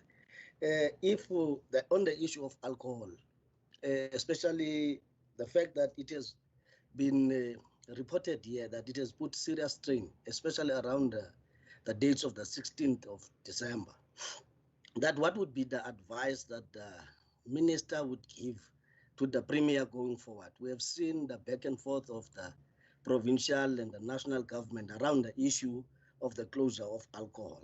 And now the reality, we have since lived it now that the health system is seriously put under serious strain.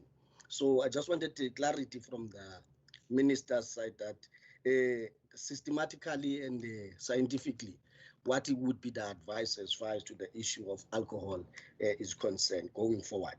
And then the second question also goes to the Minister of Health, that the issue of the closure of the city ICC, and of which we know that establishing it previously, it took a very short period of time, and we were applauded by the entire country for having came up with a very profound and proactive mechanism. That what is a possibility now, looking at the current strain of the current system, of us having that Hospital of Hope back in terms of operation.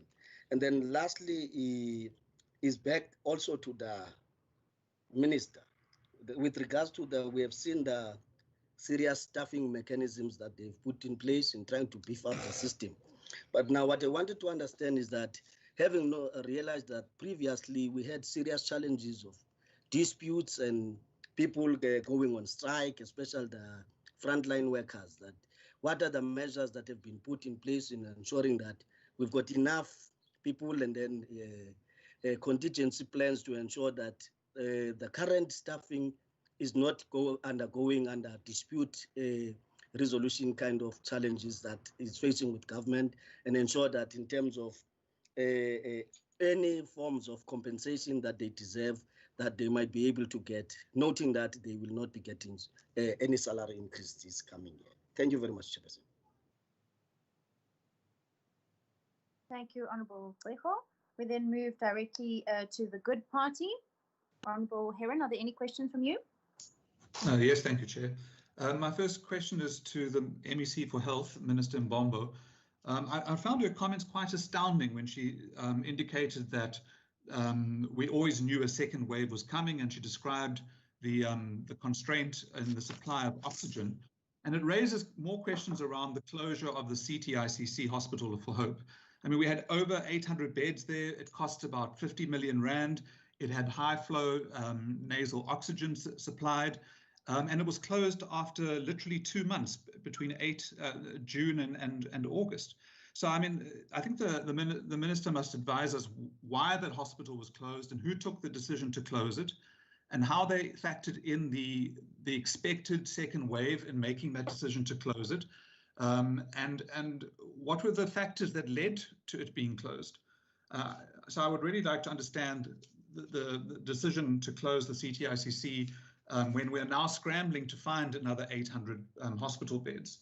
Then to Dr. Kluti, he mentioned in the messaging part around this message around airspace, and that the outdoors is apparently 18 times less fatal or less risky than indoors for transmission of the virus.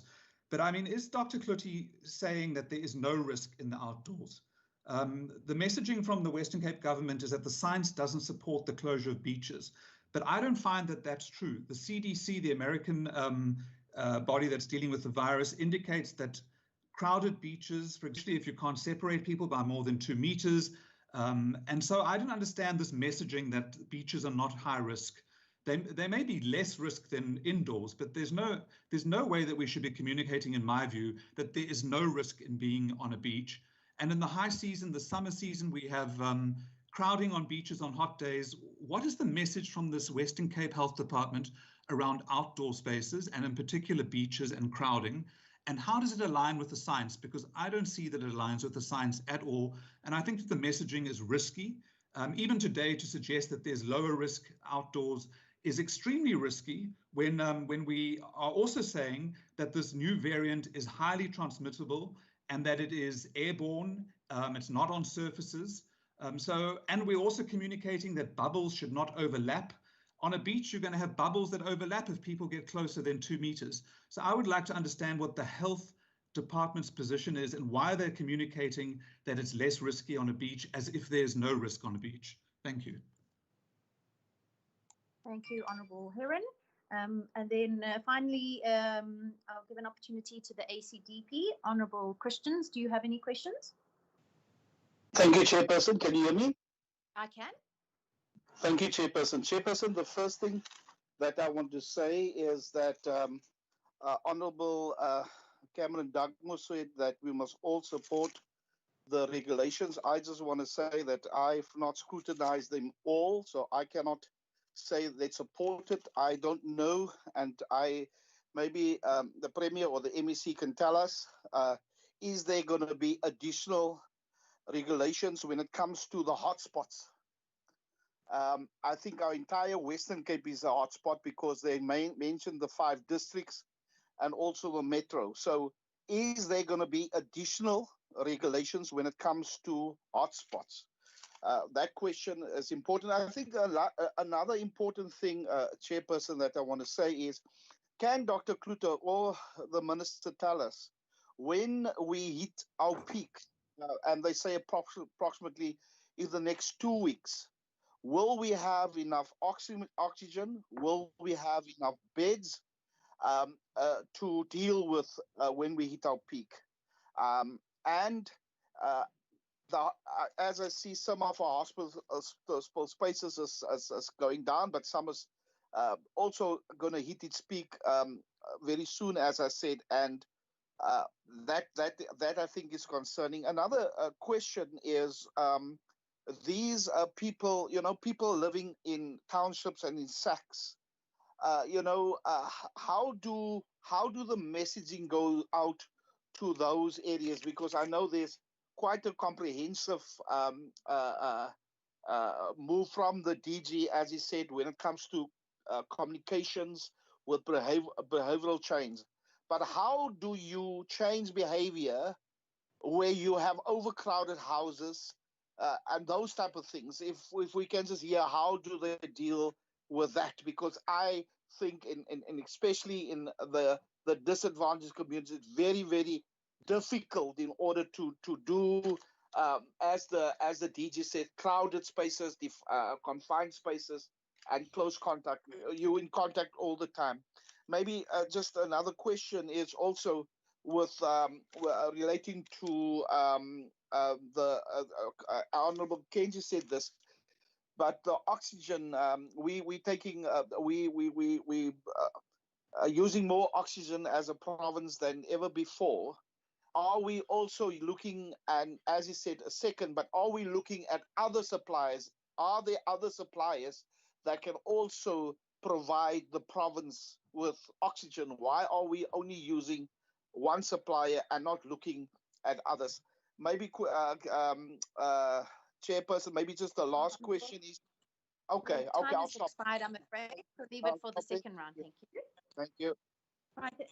Thank you very much, members, for your questions. I'm going to hand over directly to the departments, and if we could perhaps try and confine the responses to 20 to 25 minutes so that we can have a second round. I know that there are quite a lot of questions from the members. I'll start with you, Premier, if you'd like to respond to some of those queries. Thank you very much. I'll respond, and then obviously everyone else can just jump in. Obviously, load shedding is a shock. I am pretty certain that it shouldn't have too much of an effect, especially on our health system. But maybe Dr. Klute could add to that if there are any risk specifically maybe with our field hospitals, but as far as I know, I think all of those contingencies are in place. Yes, red dot still continues, but maybe Dr. Kliti might want to say a few more things, as well as either Minister Mbombo or Dr. Kliti on the staff. I know that union meetings, etc., we're going back into the processes that were put in place last time around. The question around strategic meetings, and of course, I said right in the beginning, before we had agreement that there would be further lockdown or further restrictions added to lockdown level 1, we were engaging at a national level on it, but we hadn't had any sign-off. We were still, saying, well, what else could we do within the province? And that was the engagement that we had with faith-based organizations, with Agri, etc. But I think the Honourable Mackenzie's question also talks about going forward. So we have a strategy team and a strategy meeting that takes place. And your one question specifically that said, what about schools? So it's about schools. It's about, monitoring the next 7 days. Then we get to 14 days. What are our inputs to a national government level? What are the changes and tweaks that we want to make along the way? And that strategy meeting will make those decisions and have those discussions. But I will say to you right now that we've been focusing on the second strain because it has had to affect our projections and our modeling. And so we've been really zoomed in and focused on that. So the schooling question that you've asked, it probably will come up now in the next strategy or the one after that. Then you spoke about were there reasons given on not agreeing to our open spaces? It links to some of the other questions. Of course, if you'd watched Professor Davies and her presentation and that formed part of our presentation that we made to the National Command Council, was, and definitely we didn't say that, go outdoors because that's where it's, the study, the science shows that it is safer outdoors than indoors. And that's why we put the study. You'll see that there was a slide from that study was in Dr. Kliti's presentation, but that study itself was referred to. The full documentation of the study was referred to. It was made available, and it says that it's a safer open spaces. But of course, we make presentations in the process to Dr. Mkhize. We make presentations at the PCC, but we aren't involved in the discussions that happen around the National Command Council, and no reasons are given or need to be given, once we've made our submission. Then the Honourable Dugmore, thank you very much.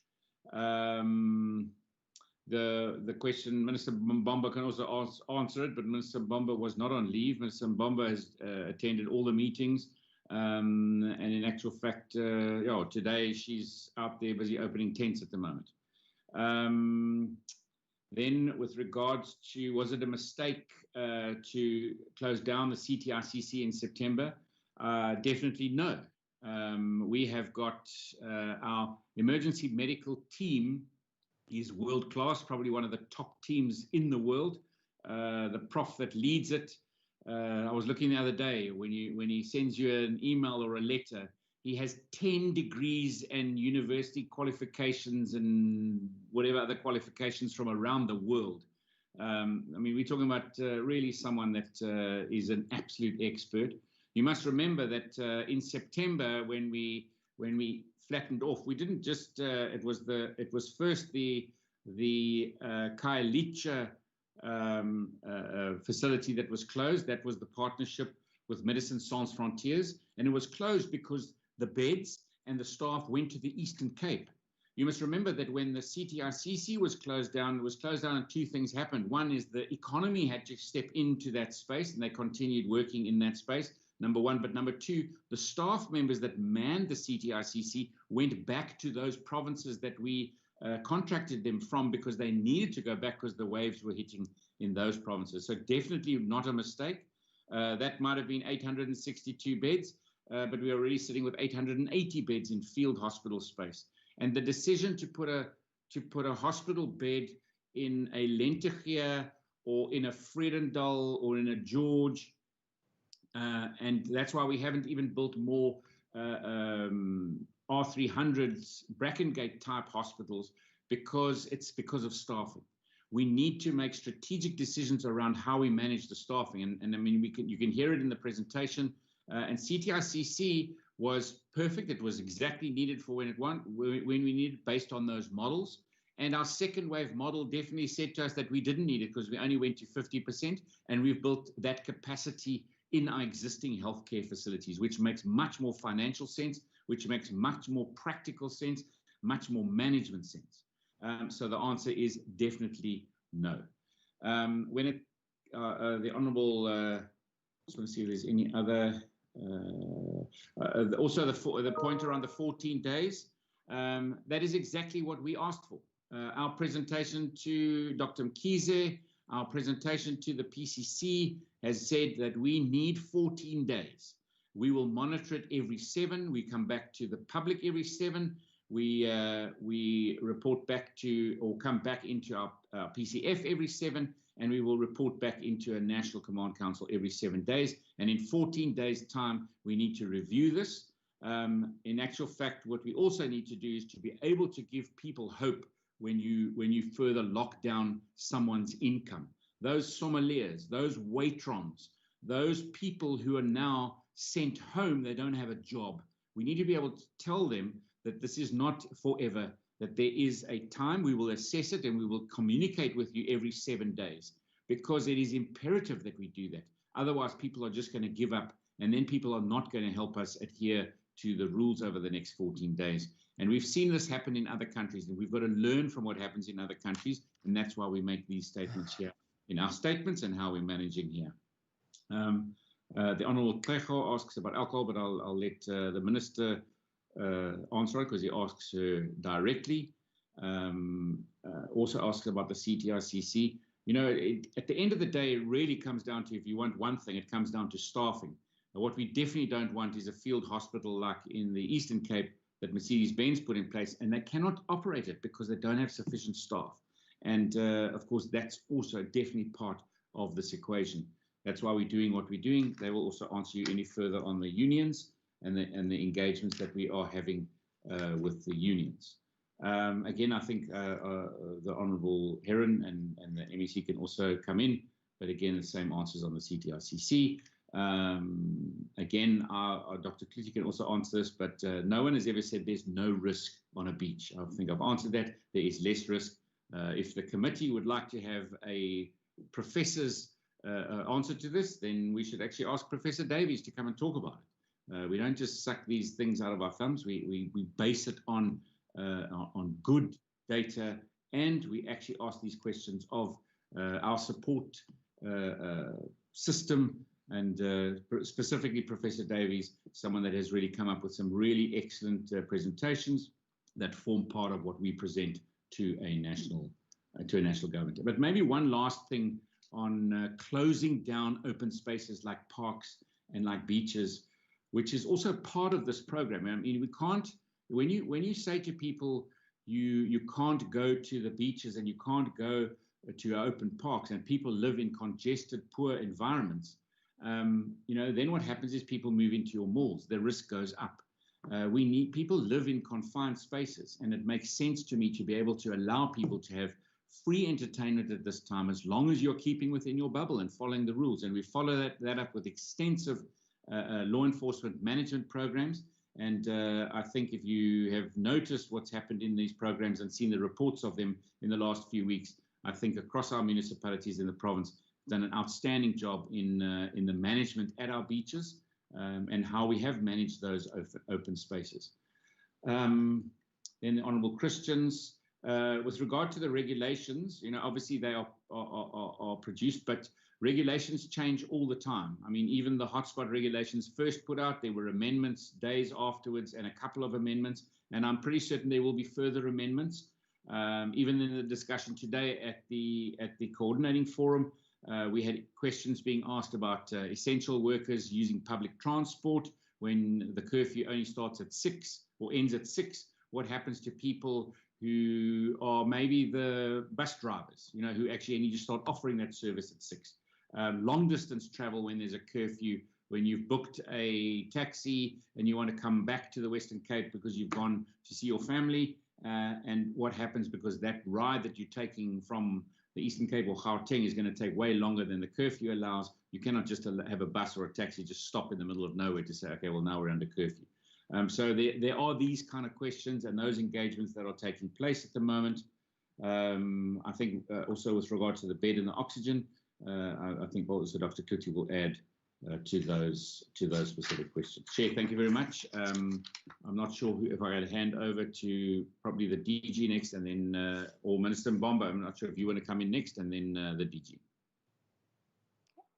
Minister Mbombo. Okay. As Premier has indicated as well, that I'll do what I could be able to answer, and then specifically for how the HOD can assist there.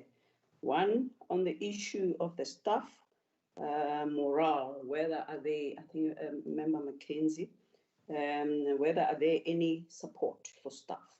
We have occupational health and safety committees from at the branch level. Branch is that meaning a clinic level, and even up to at the provincial level, where we report on all of these issues, from the psychologically, mentally, the screening and everything about the staff. As a custodian of the Public Service Act, I get, which is in regard to responsibility on the human resource for health in the province, I get daily information, which is one can be able to access on the system, which I do on the system, in order to know how many staff are infected. Noting, we also get the information from the private as well, because when it comes to the notifiable disease like this one, COVID, you are dealing with, you have to manage the whole of the health system in totality, including the private as well. So we do have probably maybe when the HOD does is making a response, can just show that slide, specifically one for the Tigerberg, where it shows in terms of what is a form that it looks like when it comes to the wellness for the staff for the whole package.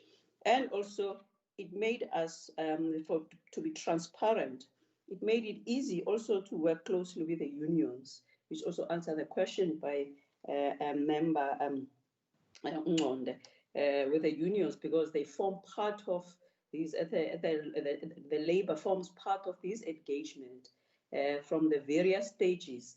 And at the time that I checked, we were the only ones provincially from each and every province when we're presenting to the National Health Council, when we have even the provincial occupational health committees, where there's a representation of the union members, and also in one of our senior structures that are chaired by our HOD and also the DDGs. So that kind of being open about it is very crucial. In addition, because sometimes you need to create a space where you engage informally. We do have what we call, it's a learning. It's a weekly. Previously we used to do it weekly, and then it was after skip it 2 weeks and so forth. So where the HOD chairs this kind of, it becomes an open Zoom for anyone to log in. Most of the time I just become an observer, and then probably and also read the chart so that one can have an understanding where various issues are being discussed from the various clarification. I know the next one now will be on vaccine, which I'll be joining.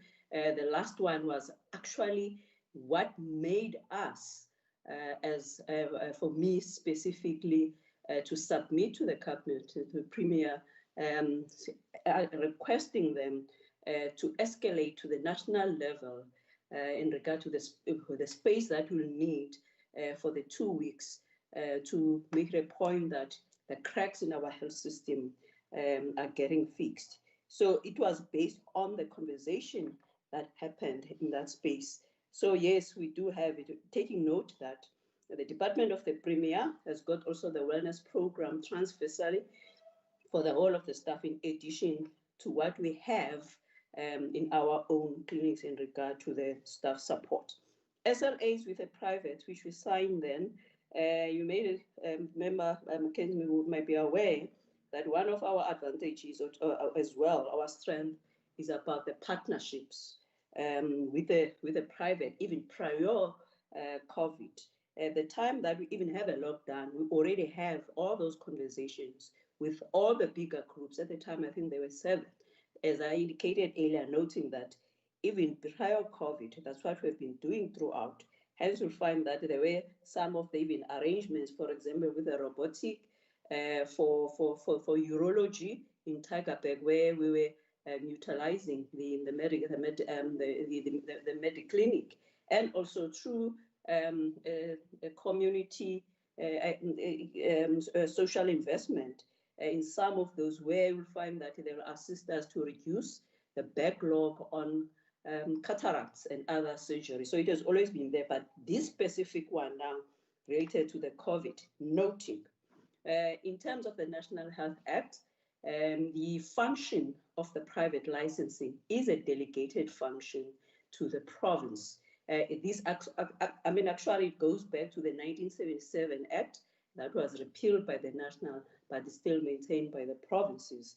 And then for us, with our regulations, that's why now how with the role of the minister, the HOD, in regard to SLA. So for us, our negotiations, because we have to do it at provincial level for each and every province. We negotiated in terms of what are the expectations that they pay the face of them, because you don't want to give Antisara this type of service, and then you give the other type of service, yet they are all public patients, but they are being serviced differently. So the issue of the protocols, using the same protocols, that's when negotiations started, because you want to treat people the same, or as they're supposed to be, also according to the needs. The issue of also in terms of what is the package, what does it entail? Actually, we had to make it a point that the national has to sign, because I recall then the National Health Minister was reluctant to sign when we said, now we're done. And fortunately, Dr. Crisp, who was an advisor to the National Health Minister, was around at the time of the first peak, who understands actually how the system works, because we used to work with him at the time that the forensic services were transferred from police to the health. So at the time that we asked the minister to sign it off, the package, it was for them to negotiate how much is it, because remember, private works differently. Private doesn't appoint doctors, it appoints nurses, and yet the service is will be done mostly by these private individuals, the specialists. The radiographer or whoever, the lab, is not part of the hospital, although the patient is in the hospital. If there is a need for physiotherapy, is not appointed by the hospital, but for us, we need to see to it that it's part of the package. So at the time that there was a finalization of those, I think it was about 18,000, I cannot remember, but to be divided accordingly as I negotiated by the National Health Minister for all the province. But we didn't utilize them. We tested, I recall at the time, for the first wave, we sent 4 patients to test the system. But because of the high flow nasal oxygen dexamethasone that came in, it meant that there was no need to send as many patients, even patients, actually to the private, because like in most instances, the high flow, like when I was now with this morning in Lendeghe, we could be able to do it in an ordinary ward, which we did it even in our city ICC. And the Grooteskier, actually, they were even treating the dexamethasone patients requiring that in the critical care, not even in the ICU space at the time. So that's where things were. But unfortunately, because even the private now, they are inundated. It's them, it's another way around. It is them calling us to assist them, especially in regard to the high flow, and also where they are saying that they can't take any other patients who don't need critical care unless it's an emergency, and therefore becomes our problem. And then I think I must talk about the CTICC, even if I don't speak for the, because I'm here at the time, even if I don't speak about the others. We need to understand that each and every bed in a hospital, it has got its own label. So you'll have a psychiatry bed, and the psychiatry bed, everyone will know in that context that it will need a on-call specialist. If he's not a person who is a generalist, a medical officer might be trained, who might have to be able to offer psychiatry services. It will need a psychiatry, maybe advanced trained nurse. It will need whatever. So that's a bed called psychiatry. Same applies with a pediatric bed. Any bed that's a pediatric bed, whether it is in the Red Cross Hospital or it's in any other or Khayelitsha Hospital, it comes with a certain package that is required. So same applies. Field hospital beds, they are intermediate beds. What does it mean? It means that for us, we use them as a step down. They are not necessarily specialist beds, except for in the cases where you might need an infectious disease specialist in order to manage the respiratory problem. So they don't treat, so a field hospital doesn't treat the whole pack of all sick people. We use it to decant those patients who have been seen in the acute, another type of beds, acute beds, whether from Erste or from Khayelitsha, from Mitchell's Plain, and then they stabilize, they find that this one is not healthy enough to go home, is a COVID patient. However, we still need to observe and will need an oxygen throughout, whilst probably is not getting anything else. Might still be, some of them is part of the isolation, but because of the comorbidities, we want them to have that kind of focus so that we see those patients. So when we did the CTICC, it was for such. But however, you need to understand that at the time, Bracken Gate was still a part of being built. Same applies with other field hospital or COVID beds acute attached to the various hospitals. So by the time that we're done with those issues, as Premier has indicated, it was never even half full, for example, for the Bracken Gate. So by the time we already had additional converted as many beds, like in Stellenbosch Hospital, we converted a training center, nurses training center, into wards. In the Hermanus Hospital, we converted underground the storeroom to have additional beds. Same applies with the field hospital beds in George and all of those. So that was meant for. So what we have done now currently, when Premier said that actually we'll have now more beds, about 880 beds more, compared to the CTICC when it comes to that, because making an example, like I was in Khayelitsha earlier, they've got a pediatric ward. Is there a need to continue the pediatric ward when we could be able to access oxygen points? Because what's important, there must be oxygen points for those, instead of probably taking those kids and take them to the Red Cross, just making an example, and then you have at least a free space. Same applies with the psychiatry. In these district hospitals, you get patients who will be admitted not for a long time, temporarily, instead of admitting them to the specialized psychiatry wards, like Falkenberg. So do you still have to need those 30 beds, again, making an example of Khayelitsha, of the psychiatry beds, instead of taking those patients, whether you take them to Lendeche Psychiatry or to Stekland or Falkenberg, and then you take those 30 beds and then they become intermediate or field hospital or COVID beds. So what we are doing, we are moving chess in regard to taking other beds, converting them to so they could be able to be COVID beds. So that's why, therefore, they say there's no need for any other CTICC, because we have already created more beds than the CTICC in comes to the field hospital. Plus, we have added more acute beds specifically for the COVID, meaning now it becomes easier for that medical officer who might be also needed in the emergency to do trauma, but might be called elsewhere, like here again, making an example where I was, where we've got patients under investigation. They are COVID, but at the same time, some of them trauma. They really so that instead of person going all the way to CTICC, speaks for the COVID, and then come back for the others. So that's what I want to explain. Take into consideration as well about even palliative care beds and all of those. The 2 weeks is about the 14 days 7 days, in terms in regard to how we do, how the incubation when it comes to the virus, and also how it works. It's an epidemiological response. So hence the 14 days, one can be able to compare apples with apples in regard to when we say we only need, at least for now, 2 weeks in order to fix our health system, of which it was done probably in the first wave. But now with so many people who are in fact getting infected, noting these people are not in our health system, they are in the communities. It goes to answer your question, Tata, Christians, about now how do we make it a point, the messaging in the crowded places, in the informal settlements? It's because we are responsible for health services, but health is everybody's business. We expect the church leaders, as Premier has indicated, we address the faith-based, we address the traditional leaders, we address the agricultural community.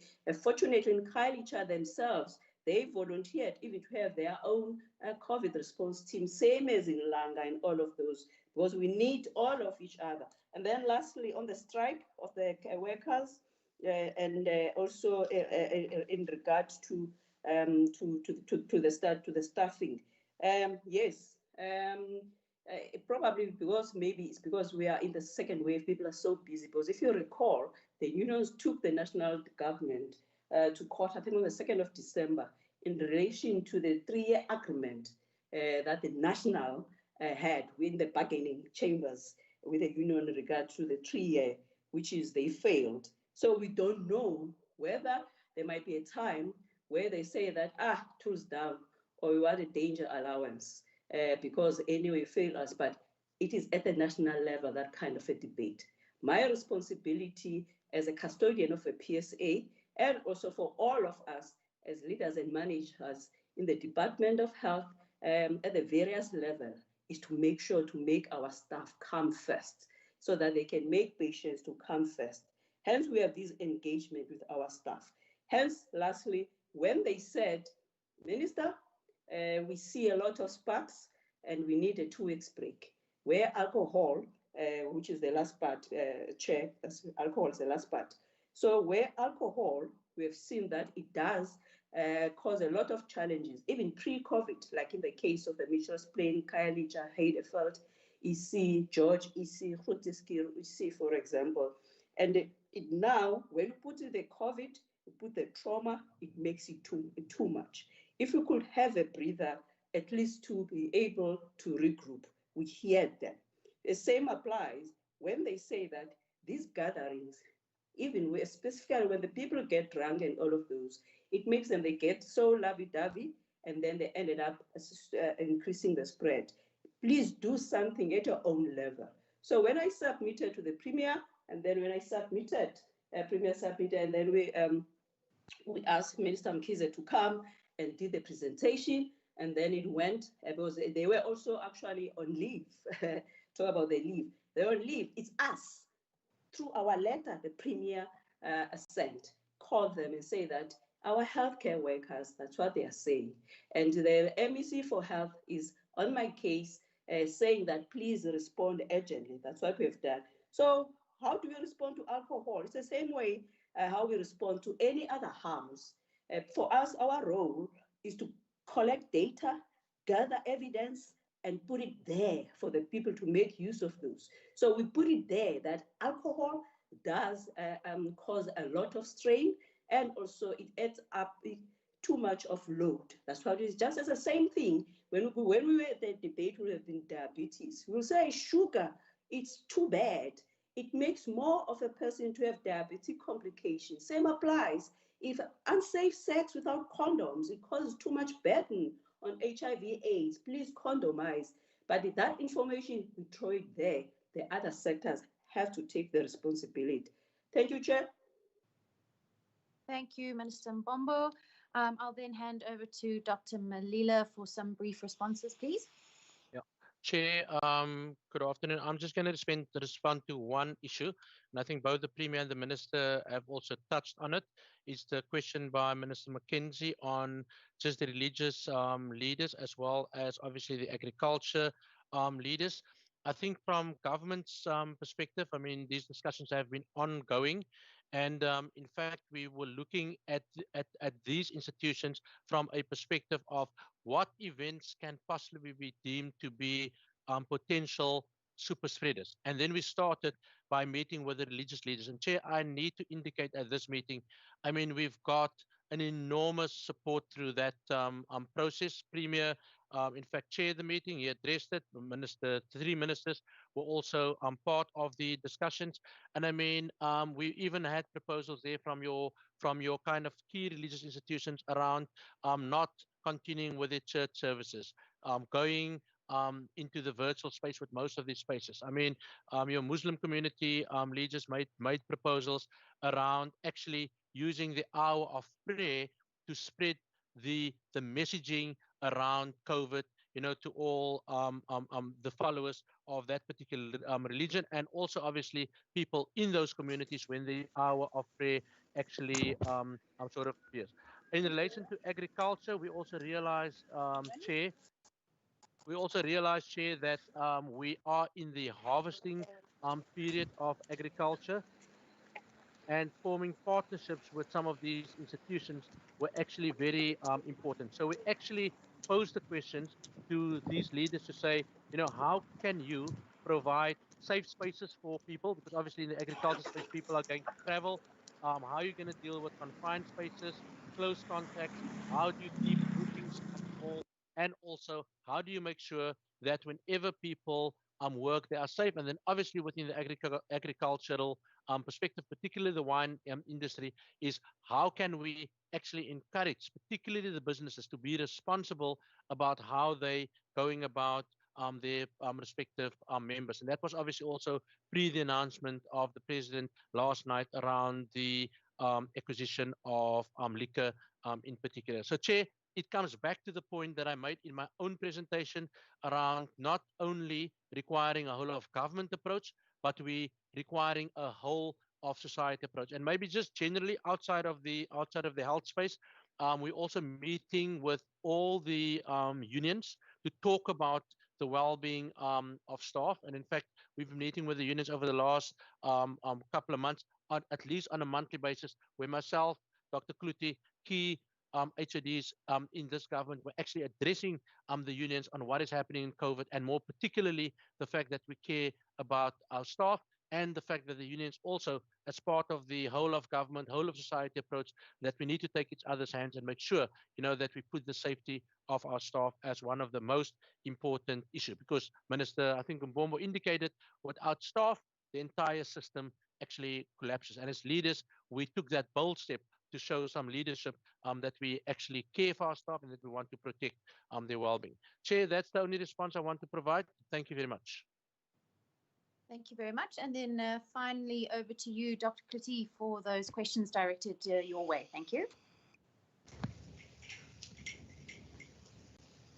Thank you, Chairperson. So I'll be very quick.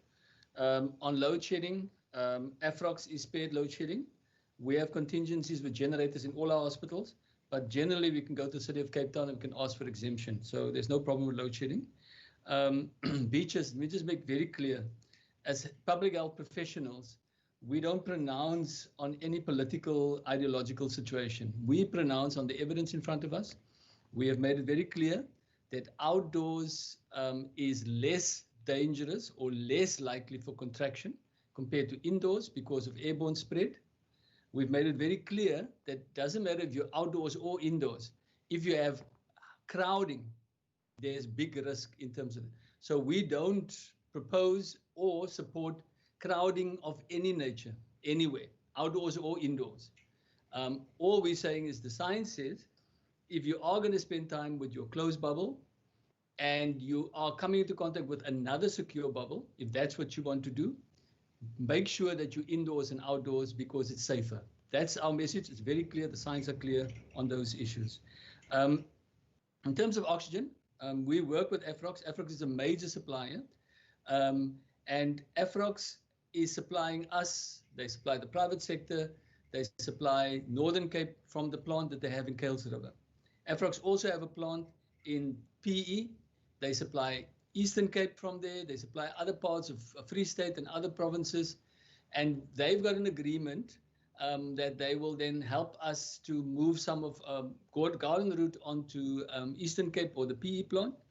And they will then free up more capacity for us in the Cape, in Metro and the other places. They also do industrial oxygen. They've redirected some of that. They also do liquid nitrogen. They've redirected their operations to reduce the nitrogen production so that they can do oxygen production. So Afrox is doing everything that we're asking, and they're staying ahead of our demand.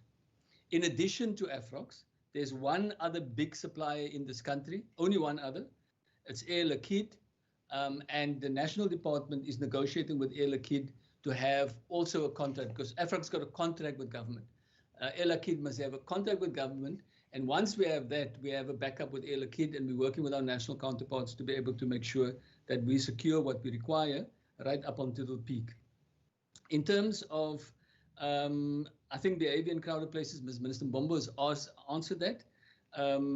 Our basic message is prevent and avoid crowding. That's the basic message. The second thing is keep distance, have a mask on. That's the second message. The third thing is, if you are to be able to do things, stay out of an enclosed space. Preferably use open versus that's our messaging. Now, we know it's very difficult for the behavior change, for people to behave in a certain way in that way. We've learned a lot about behavior change, and we need to take it into what do we do out of the learnings of COVID in terms of taking things forward. Just to come back to the range of issues around transport, the transport system that we put in place, which was the red dot light system. We had the red dot system and the red dot light. Red dot light was a transport system that was implemented for healthcare workers under the restrictions when the curfew was 7 p.m. in the evening. That is what that transport system was. We have actually worked with our public works colleagues. It works out to 300 Rand per trip per person. We actually gave the option, and it was too expensive for healthcare workers to continue doing that service. So we have been phasing that out. The only place where we still continue doing that is at Brackengate, because it's not on any transport routes for anybody. And what we've done with public works is they've used the red dot light system, and they have now used that same taxis now to be using as rapid discharges from hospitals. It's made a huge difference. When the taxi arrives, somebody is waiting to be discharged home. Nobody can take the person home. They put the person in the taxi, they take them home. It takes the pressure off the hospitals. So there's been a very huge, rapid turnover of that system into a transport system that's helping our patients to get home. Also to get patients to Q&I, and from Q&I back home. That system is what we've now used. And rural, that's made a huge difference. It's not only Metro, it's Metro and... In terms of mental health support, I just want to make the point. Minister Mbombo has explained that we have occupational health and we do all of those things. The specific question here is, we have a provider, it's Metropolitan Health. We have got a contract with them. They are deploying psychologist teams on site to speak to people. We've had the system that you can call and you can do that. We now have a system at 12 of our hospitals where there's a physical team on site and people can come out and have the briefing and then a conversation. My open meeting that Minister Mbombo described last week with 150 clinicians, nurse managers, allied health managers, it was wonderful to hear how they all spoke about. In Grootske, for instance, the room is there, the nurses can come in, the young doctors can come in, they can do the debriefing with a group of professionals on site as we speak. Then in terms of organized labor, the point has been made. We have, from the first start, we have taken the chamber members of the unions, and that's the main unions that represents at the provincial chamber organized labor in this province. And that is NAHAU, it is HOSPERSA, it is PSA, and it's the NOSA. We have sat with those members and we have bonded in a safe space to say we trust, we work together, we share, and we do things together. We've built a relationship of trust with those members. We met last week with them. One of those fellow members in that meeting, personally, one of our organized labor colleagues, has lost 7 close family members. We have built this a compact between us that we do this together in the best interest of the staff. That is how we have maintained the relationships with organized labor. We know about the national pressures. We know about the movements. We stick to the facts. We've committed to them. We'll do occupational health and safety. We committed to them that we will take their complaints seriously, their concerns seriously. We put systems in place and we respond to the people. And then the last question about the military, we specifically asked the military for additional staff. We've asked for transport. We've asked for space. And then our colleagues for law enforcement has also asked via the provincial JOC and via Prof. Joints for assistance of the military in terms of law enforcement. That is being considered by the national joints because there's a formal process for it to go through. We're waiting for the reply in terms of deployment of resources into our system. Thank you very much. Thank you very much, Dr. Kriti. Video. There we go. All right. Unfortunately, we won't have time for another round of questions because it's almost 25. Chairperson. It can't be right. No, Chairperson, it can't be right. We are sitting for 2.5 hours and the political parties only have 15 minutes out of the 2.5 hours to ask questions. It can't be right. What is the use for us to sit in this meeting and we don't have an opportunity to ask questions and issues that concerns our communities? It can't be right. Honourable Windvogel, I have tried to manage the time during this meeting, but it is not your only opportunity, as you know very well. You are very welcome to pose all the questions don't that come you with had another on hold. Hang on, I'm not finished. The people are here. The officials are here. The minister is here. The premier is here. I want to ask them the questions. Hold on, I'm not finished. No, it's not right. As you know, Honourable Windvogel. It's not right, Chair. Honourable Windvogel, would you please not interrupt? We are honourable members here. You are very welcome to pose all the questions that you have remaining in writing, and we will get all the responses in writing within the next few days, as is customary for all these meetings. This is also not our last meeting. We will discuss the next date for our next meeting where we can engage with all of the necessary departments as soon as possible when we get to resolutions and actions. Given that, I'd like to thank the Premier and the DG, as well as the Minister and HOD of Health, for preparing for this meeting and for providing a very vast level of detail on short notice and for being accountable to Parliament. We wish you very well in these difficult days, and our hope is that we get through the worst of it while we wait for the sun to rise. Let's hope that the new year, which will be coming in the next few days, will bring hope, health, and lighter burdens and greater kindness. So on that note, I will excuse the departments and thank you very much for having been with us today. And we will certainly see you shortly as our work, or as the work of this committee continues. Right, members, we will move on to the next item of the agenda, which is resolutions and actions. Point of order. Honourable Dugmore, what is your point of order? Chair, the point of order is basically to say that we have asked previously that the amount of time given to presentations relative to the amount of time we have for questions, the exact issue that is being raised by Honourable Windvogel, and this still has not been addressed. It seems that we actually as the ANC initiated this meeting, and at the end of the day we had 3 minutes to ask questions. We asked for this meeting and we have now had 3 minutes in over 2.5 hours to ask questions. This makes a mockery of accountability. It makes a mockery of setting up an ad hoc committee. If we can, so can we please have a rule that presentations in a 3-hour meeting should take no longer than 1 hour? Can we please agree on that? And I formally propose that as a resolution.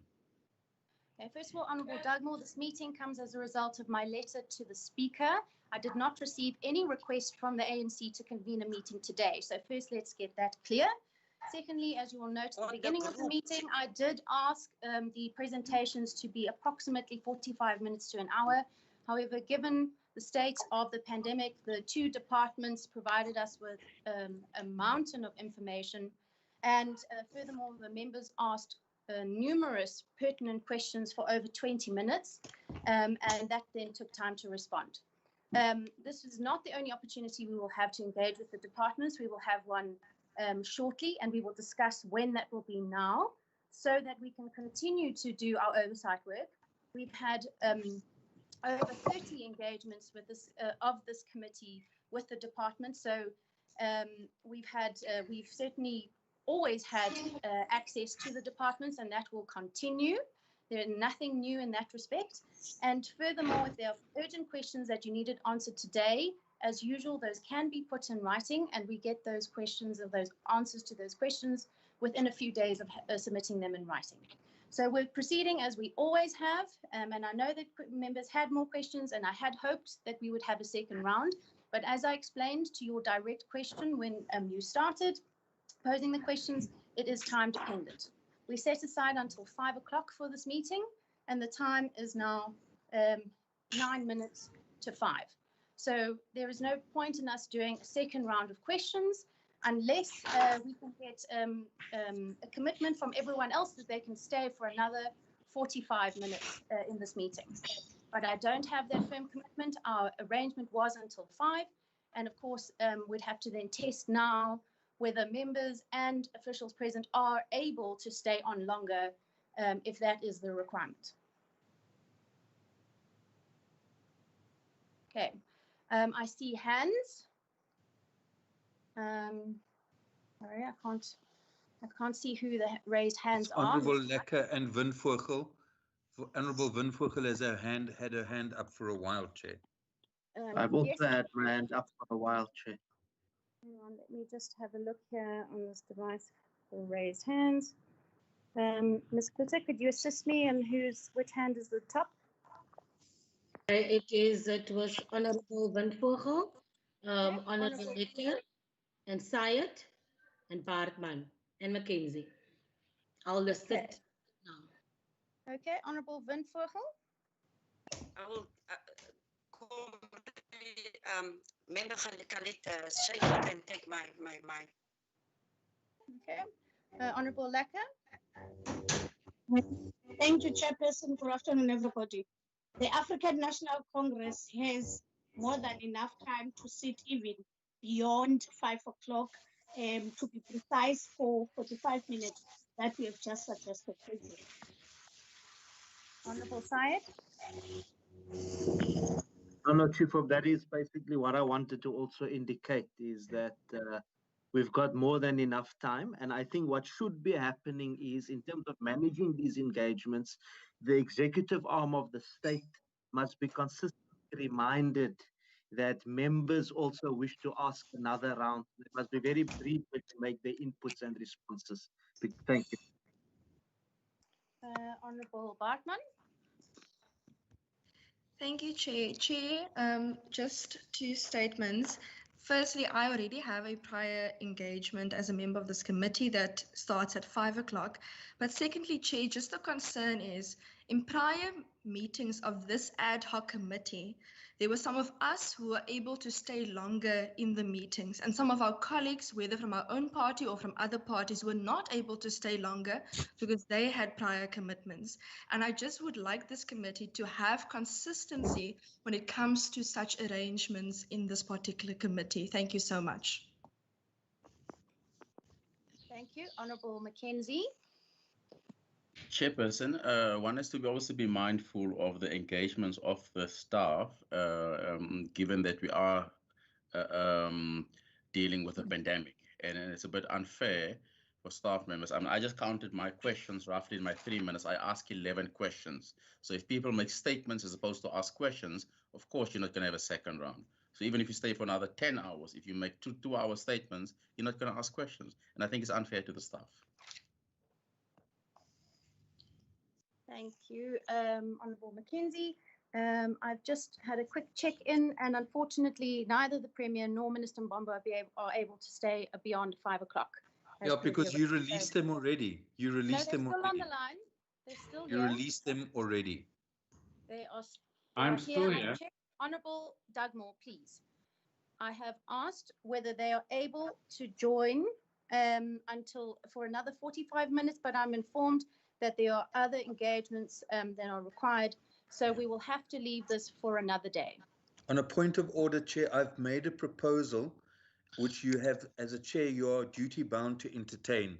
And that proposal is that this ad hoc committee in a 3-hour meeting limits presentations to 1 hour. I'd like to formally propose that and ask you as the chair to do your job and entertain that proposal. All right, Honourable Dugmore, there is a proposal from Honourable Dugmore that we formally adopt that presentations may not be longer than 1 hour. Is there any support for that proposal from the members? Yes, Chair, yes. I do. Chairperson, can I just get a process point, because I've got a principle I've got an issue with this resolution, but are we dealing with resolutions now, or are we first going to conclude the formal engagement with the department so the officials can leave? Thank you very much, Honourable Mackenzie. I have no problem with Member Douglas' proposal, but I just wanted to get the process right. Thank you very much. That is correct. Right, so we are then proceeding to the next part of the meeting, which is resolutions and actions. So Honourable Dugmore's proposal will form under that. So for now, we say thank you very much to the 2 departments that have briefed us today. You may be excused. The committee will then move on to resolutions and actions. As our first point under resolutions and actions, we have a motion from Honourable Dugmore that presentations of the committee that are 3-hour committees the presentations from departments may not be longer than an hour. Are there any points of discussion on this? Certainly from my side, if I may, I don't think that we should be too prescriptive. As you know, we had citizen engagement, and sometimes the whole of the meeting was listening to residents, in which case almost the full of the 3 hours was presentations in a way. And so it would be difficult for us to be prescriptive, but certainly from my point, I take the point that we would want to have more time for members to have their inputs. So perhaps we could find a way to be less prescriptive, but achieve the same objective. There was a formal proposal. Okay, so there is a proposal from Honourable Dugmore. Could I hear whether there are any objections to the proposal? Okay, first of all, before I do, could everyone please put down their hands? Could everyone please lower their hands?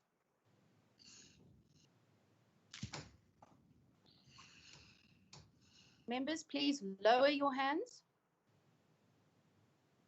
Honourable Dugmore, Honourable Mackenzie, please lower your hands. Sorry, Chair. Thank you. All right. Now I can pose the question. Are there any objections to the proposal by Honourable Dugmore? Okay, I see Honourable America and then yes. Honourable Syed. Thank you, Chair. Chair, I don't necessarily object to the proposal, but I think it is very prescriptive, and perhaps I'd like to make an amendment in the sense that the presentation shall not be longer than 50% of the time allocated for that particular meeting. That's my amendment. Thank you. Honourable Syed. I want to support the proposal made by Member Dugmore, and also to say that the prescription given to members, and this is a platform for members to engage on behalf of our constituency. So because there's a prescription given to members in terms of time allocation per party, it's only fair that we are prescriptive. And I understand that we were not prescriptive before, but we are getting now into the second wave.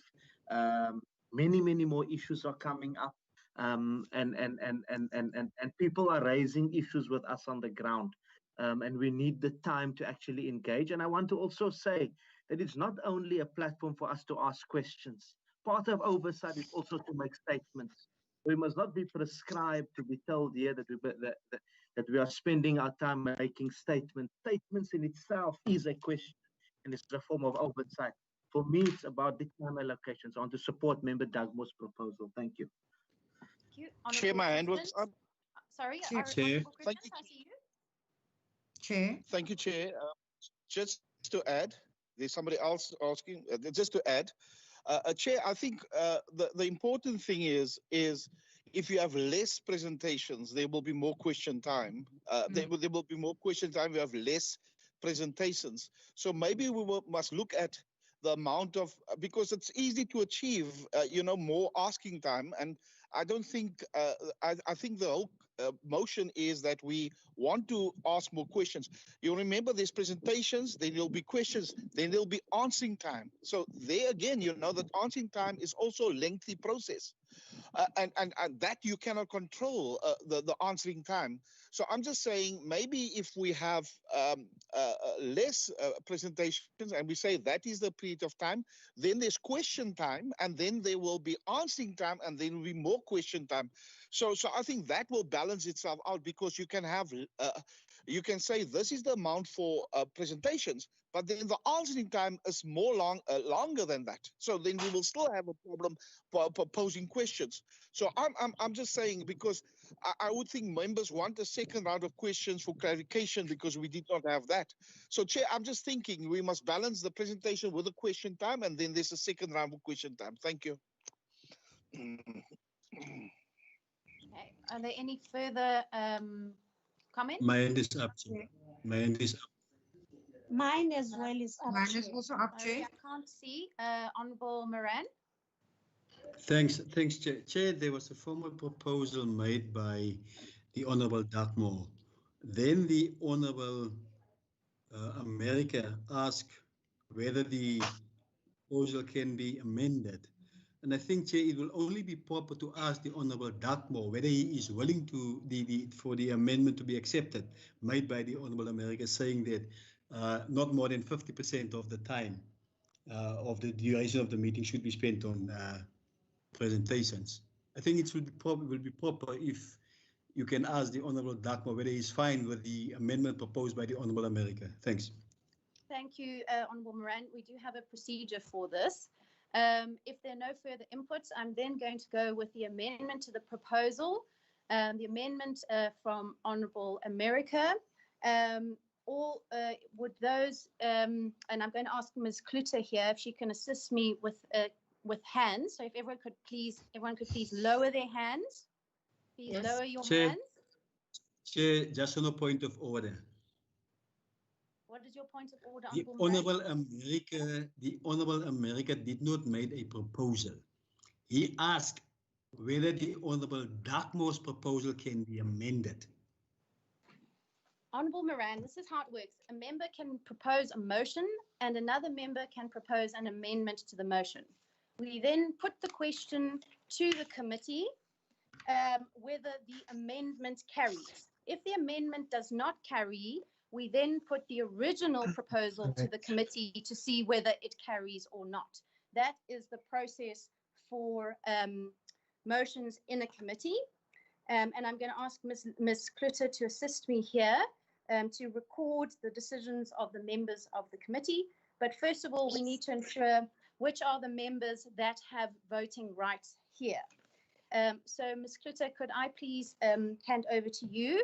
And I'm going to ask all members to please put their hands down so that for the purpose of looking at the proposal, we can do this correctly. Thank you. Chairperson, could I just ask you on a point of order whether, if I withdrew my motion in favour of the amendment, whether that would be acceptable to you as Chair? Yes, okay, so you'd like to withdraw your proposal? In favour of the amendment proposed by Member America. Okay, perfect. So, Member America, would you just then read out the proposal, and then we will check with the committee whether there are any objections. That was exactly my point. Thank you, Chair. Chair, the proposed amendment to the motion should read that presentations to be delivered to the committee shall not exceed more than 50% of the time allocated for that particular meeting. That's basically the proposal, and I think the amendment, I think it links up with the proposal made by Honourable Doug Moore. Thank you. Thank you. Are there any objections to the proposal as put by Honourable America right now? If so, please say yes. No. No objections? No objection, Chair. No objections. No objections. Objections. Great. The committee then has resolved that presentations will not be longer than 50% of the allotted time for the meeting. Thank you.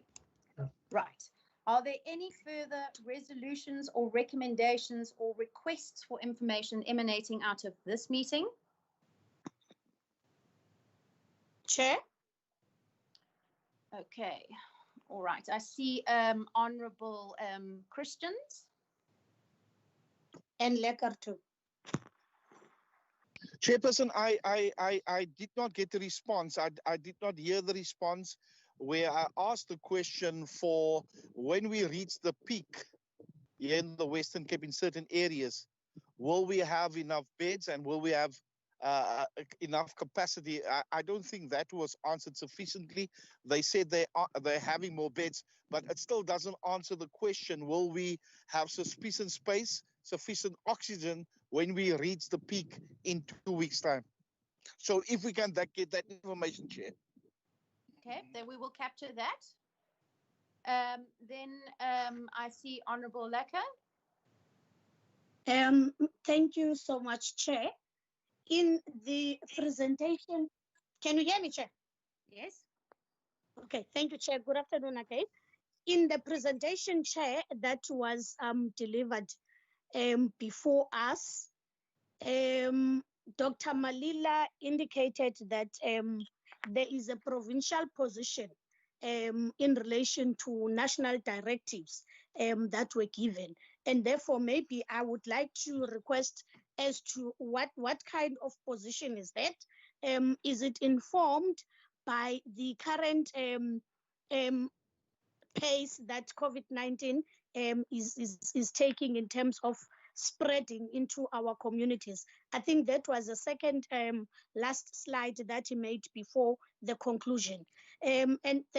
Secondly, Chair, I want to check in relation to the space that is at Ward 99 in Mitchell's Plain. I would like to get information in relation to as to what is the process of ensuring that we get patients into that space in Ward 99. Where is the space in Ward 99?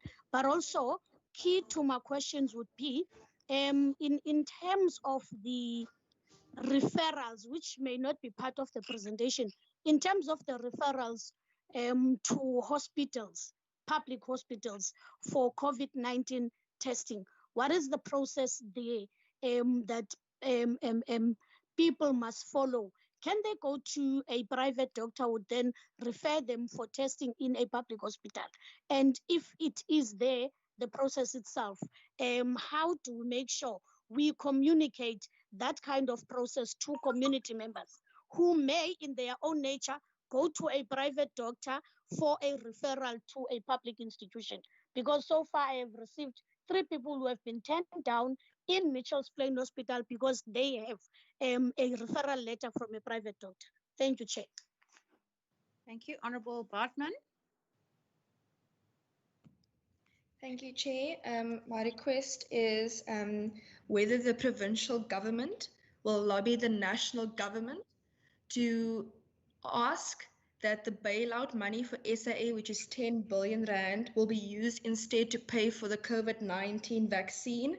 Currently, South Africa has paid 220 million rand for it, and it will only cover 10% of the population, whereas the bailout money for SAA could cover nearly 40% of the population.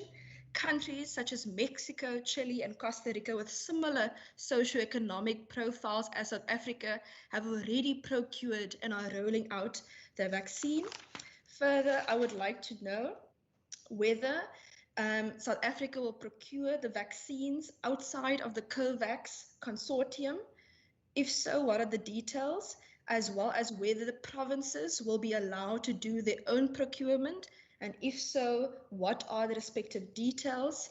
And I would also like to know from the National Minister of Health and Finance, respectively, what the reasons were that the deadline for paying for the vaccine was missed twice, and why we are relying on the Solidarity Fund to pay for this instead of the state, when the Solidarity Fund's mandate was not originally to pay for the vaccine, and we have received as a country 70 billion rand from the IMF for COVID-19. Thank you, Chair.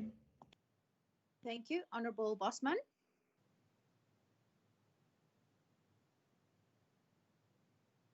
Honourable Bosman. Thank you, Chairperson. Good afternoon, members. Chair, I just wanted to find out whether we can get an update from the department on what Home Affairs is doing to get these BI forms to hospitals.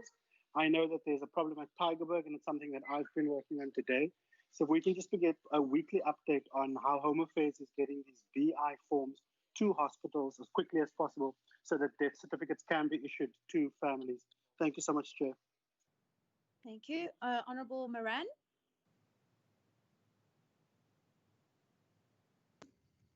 Sorry, Chair, it's my hand is up for a previous question. Okay. Then Honourable Dugmore, is that your hand from earlier? Chairperson, sorry, I didn't hear what you said. Do you want to add a request for information, or was that your hand raised from earlier? Well, I just wanted to remind you, Chair, of my initial resolution that the ad hoc committee supports the regulations as gazetted yesterday, and also agrees to reconvene in 2 weeks' time to assess the impact of the regulations. Okay. Could I ask that we leave the second part of that to the item on our agenda, which is next meeting, the last part of that. Then the first part of the resolution is that we support the regulations issued last night. Okay, I see quite a lot of hands coming up now. Honourable Bartman, followed by Honourable Christians. Thank you, Chairperson. Chair, I would like to propose an amendment to the resolution.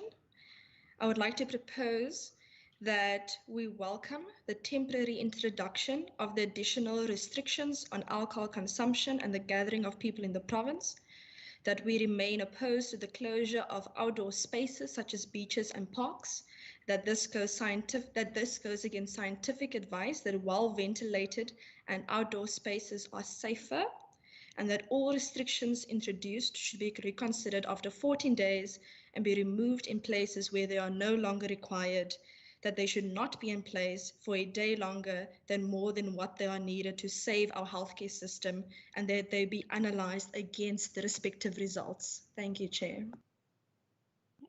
Thank you. Honourable Christians.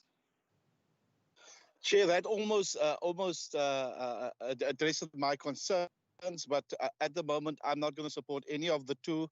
At the moment, as I said, I have not scrutinized all the regulations, and for the meantime, I am not supportive of one of the two at the moment. Okay, thank you. Honourable van der Westhuizen.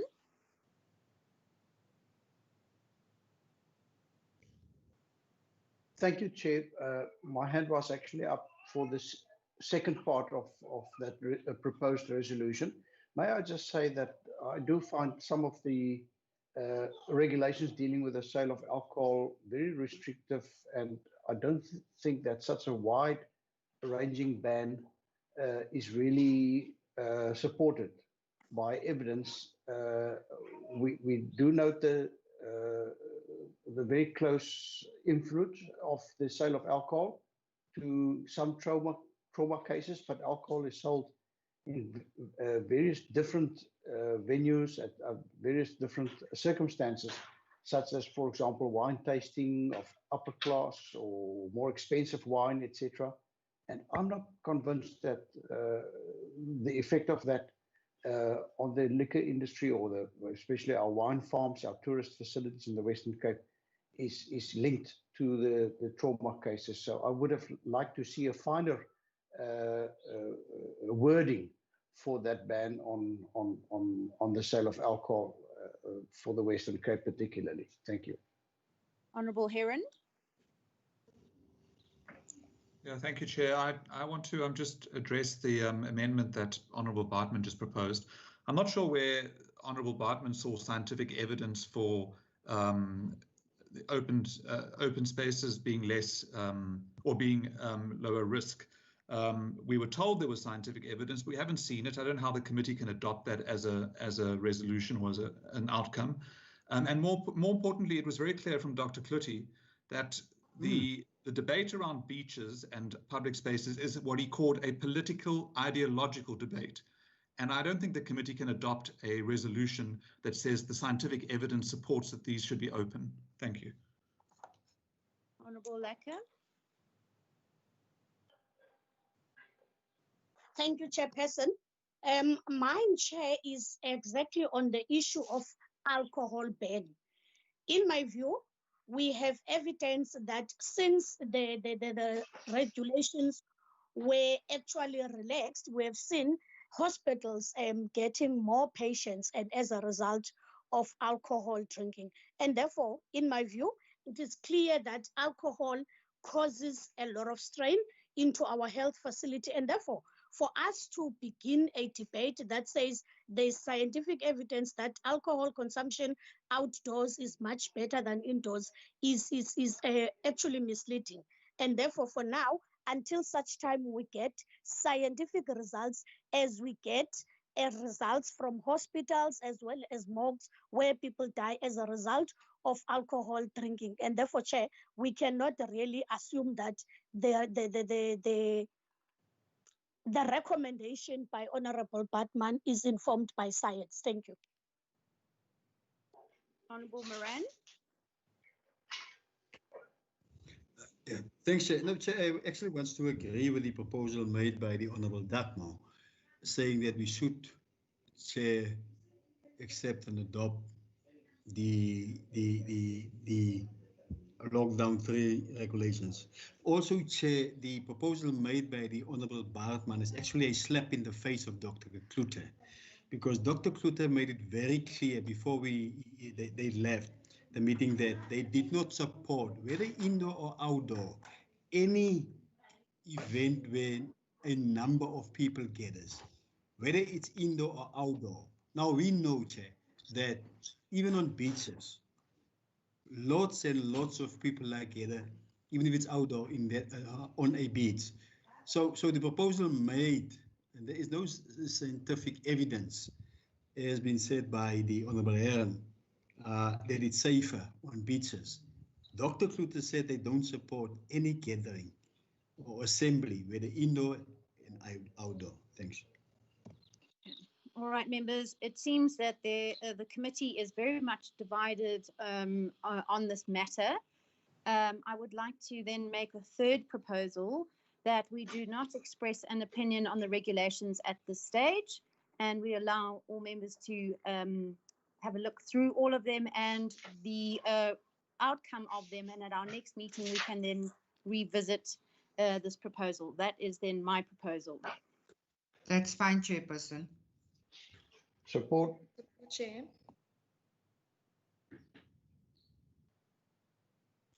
Right. Are there any objections to my proposal? No objections. Okay, thank you. We'll then revisit this at our next meeting. If I can then go back to the list of further questions that members wish to ask, I then recognize Honourable Philander. Chairperson, thank you very much. For the sake of time, Chair, I have forwarded my questions to the Senior Procedural Officer. The one was on the failure of national government to roll out the vaccine. And the second one, Chairperson, was on, we did not hear from the President in terms of support to the various provinces. And I will be asking the Premier then in terms of the Section 79 petition accordingly.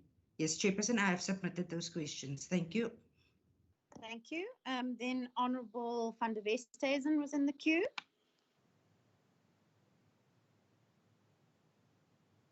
Thank you, Chair. I've raised my issue. The next one is then on our next meeting. Honorable. Okay, thank you. Honorable Syed.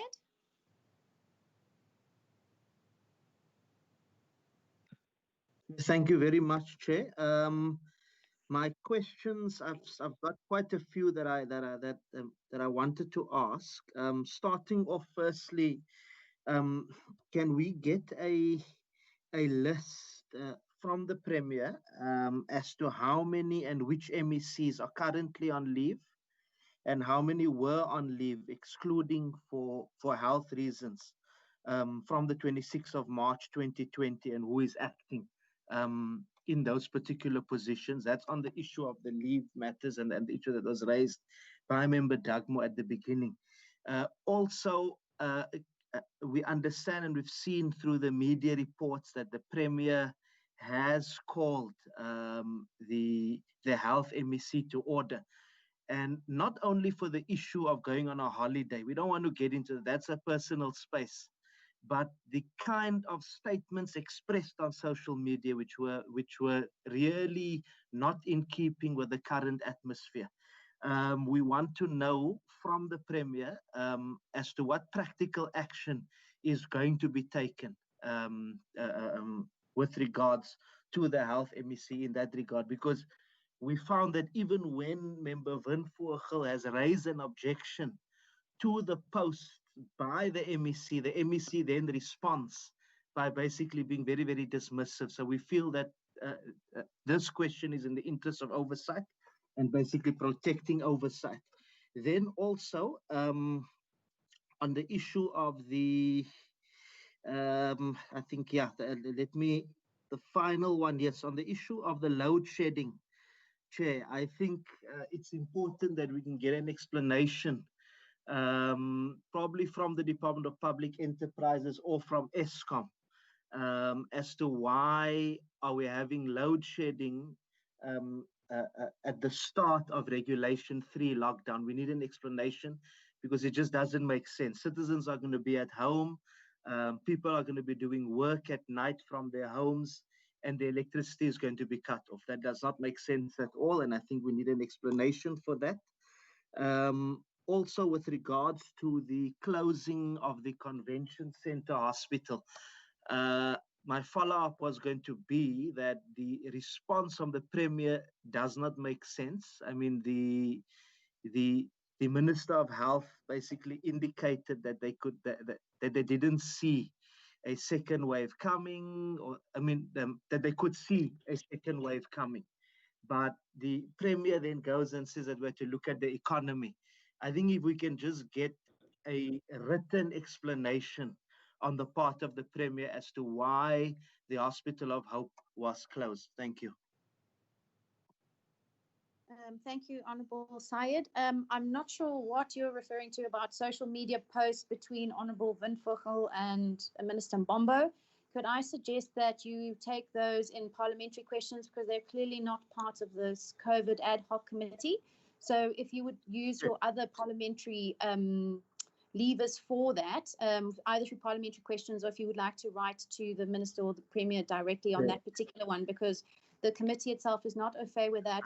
And as a chair, if I'm not aware of it, I can't see that it can be a resolution of this committee. I would not be comfortable with that. But the other questions certainly are related to the work of this committee, and I'm sure all members would agree that we could include those as part of our resolutions. Chair, on a point of order, Chair. Yeah.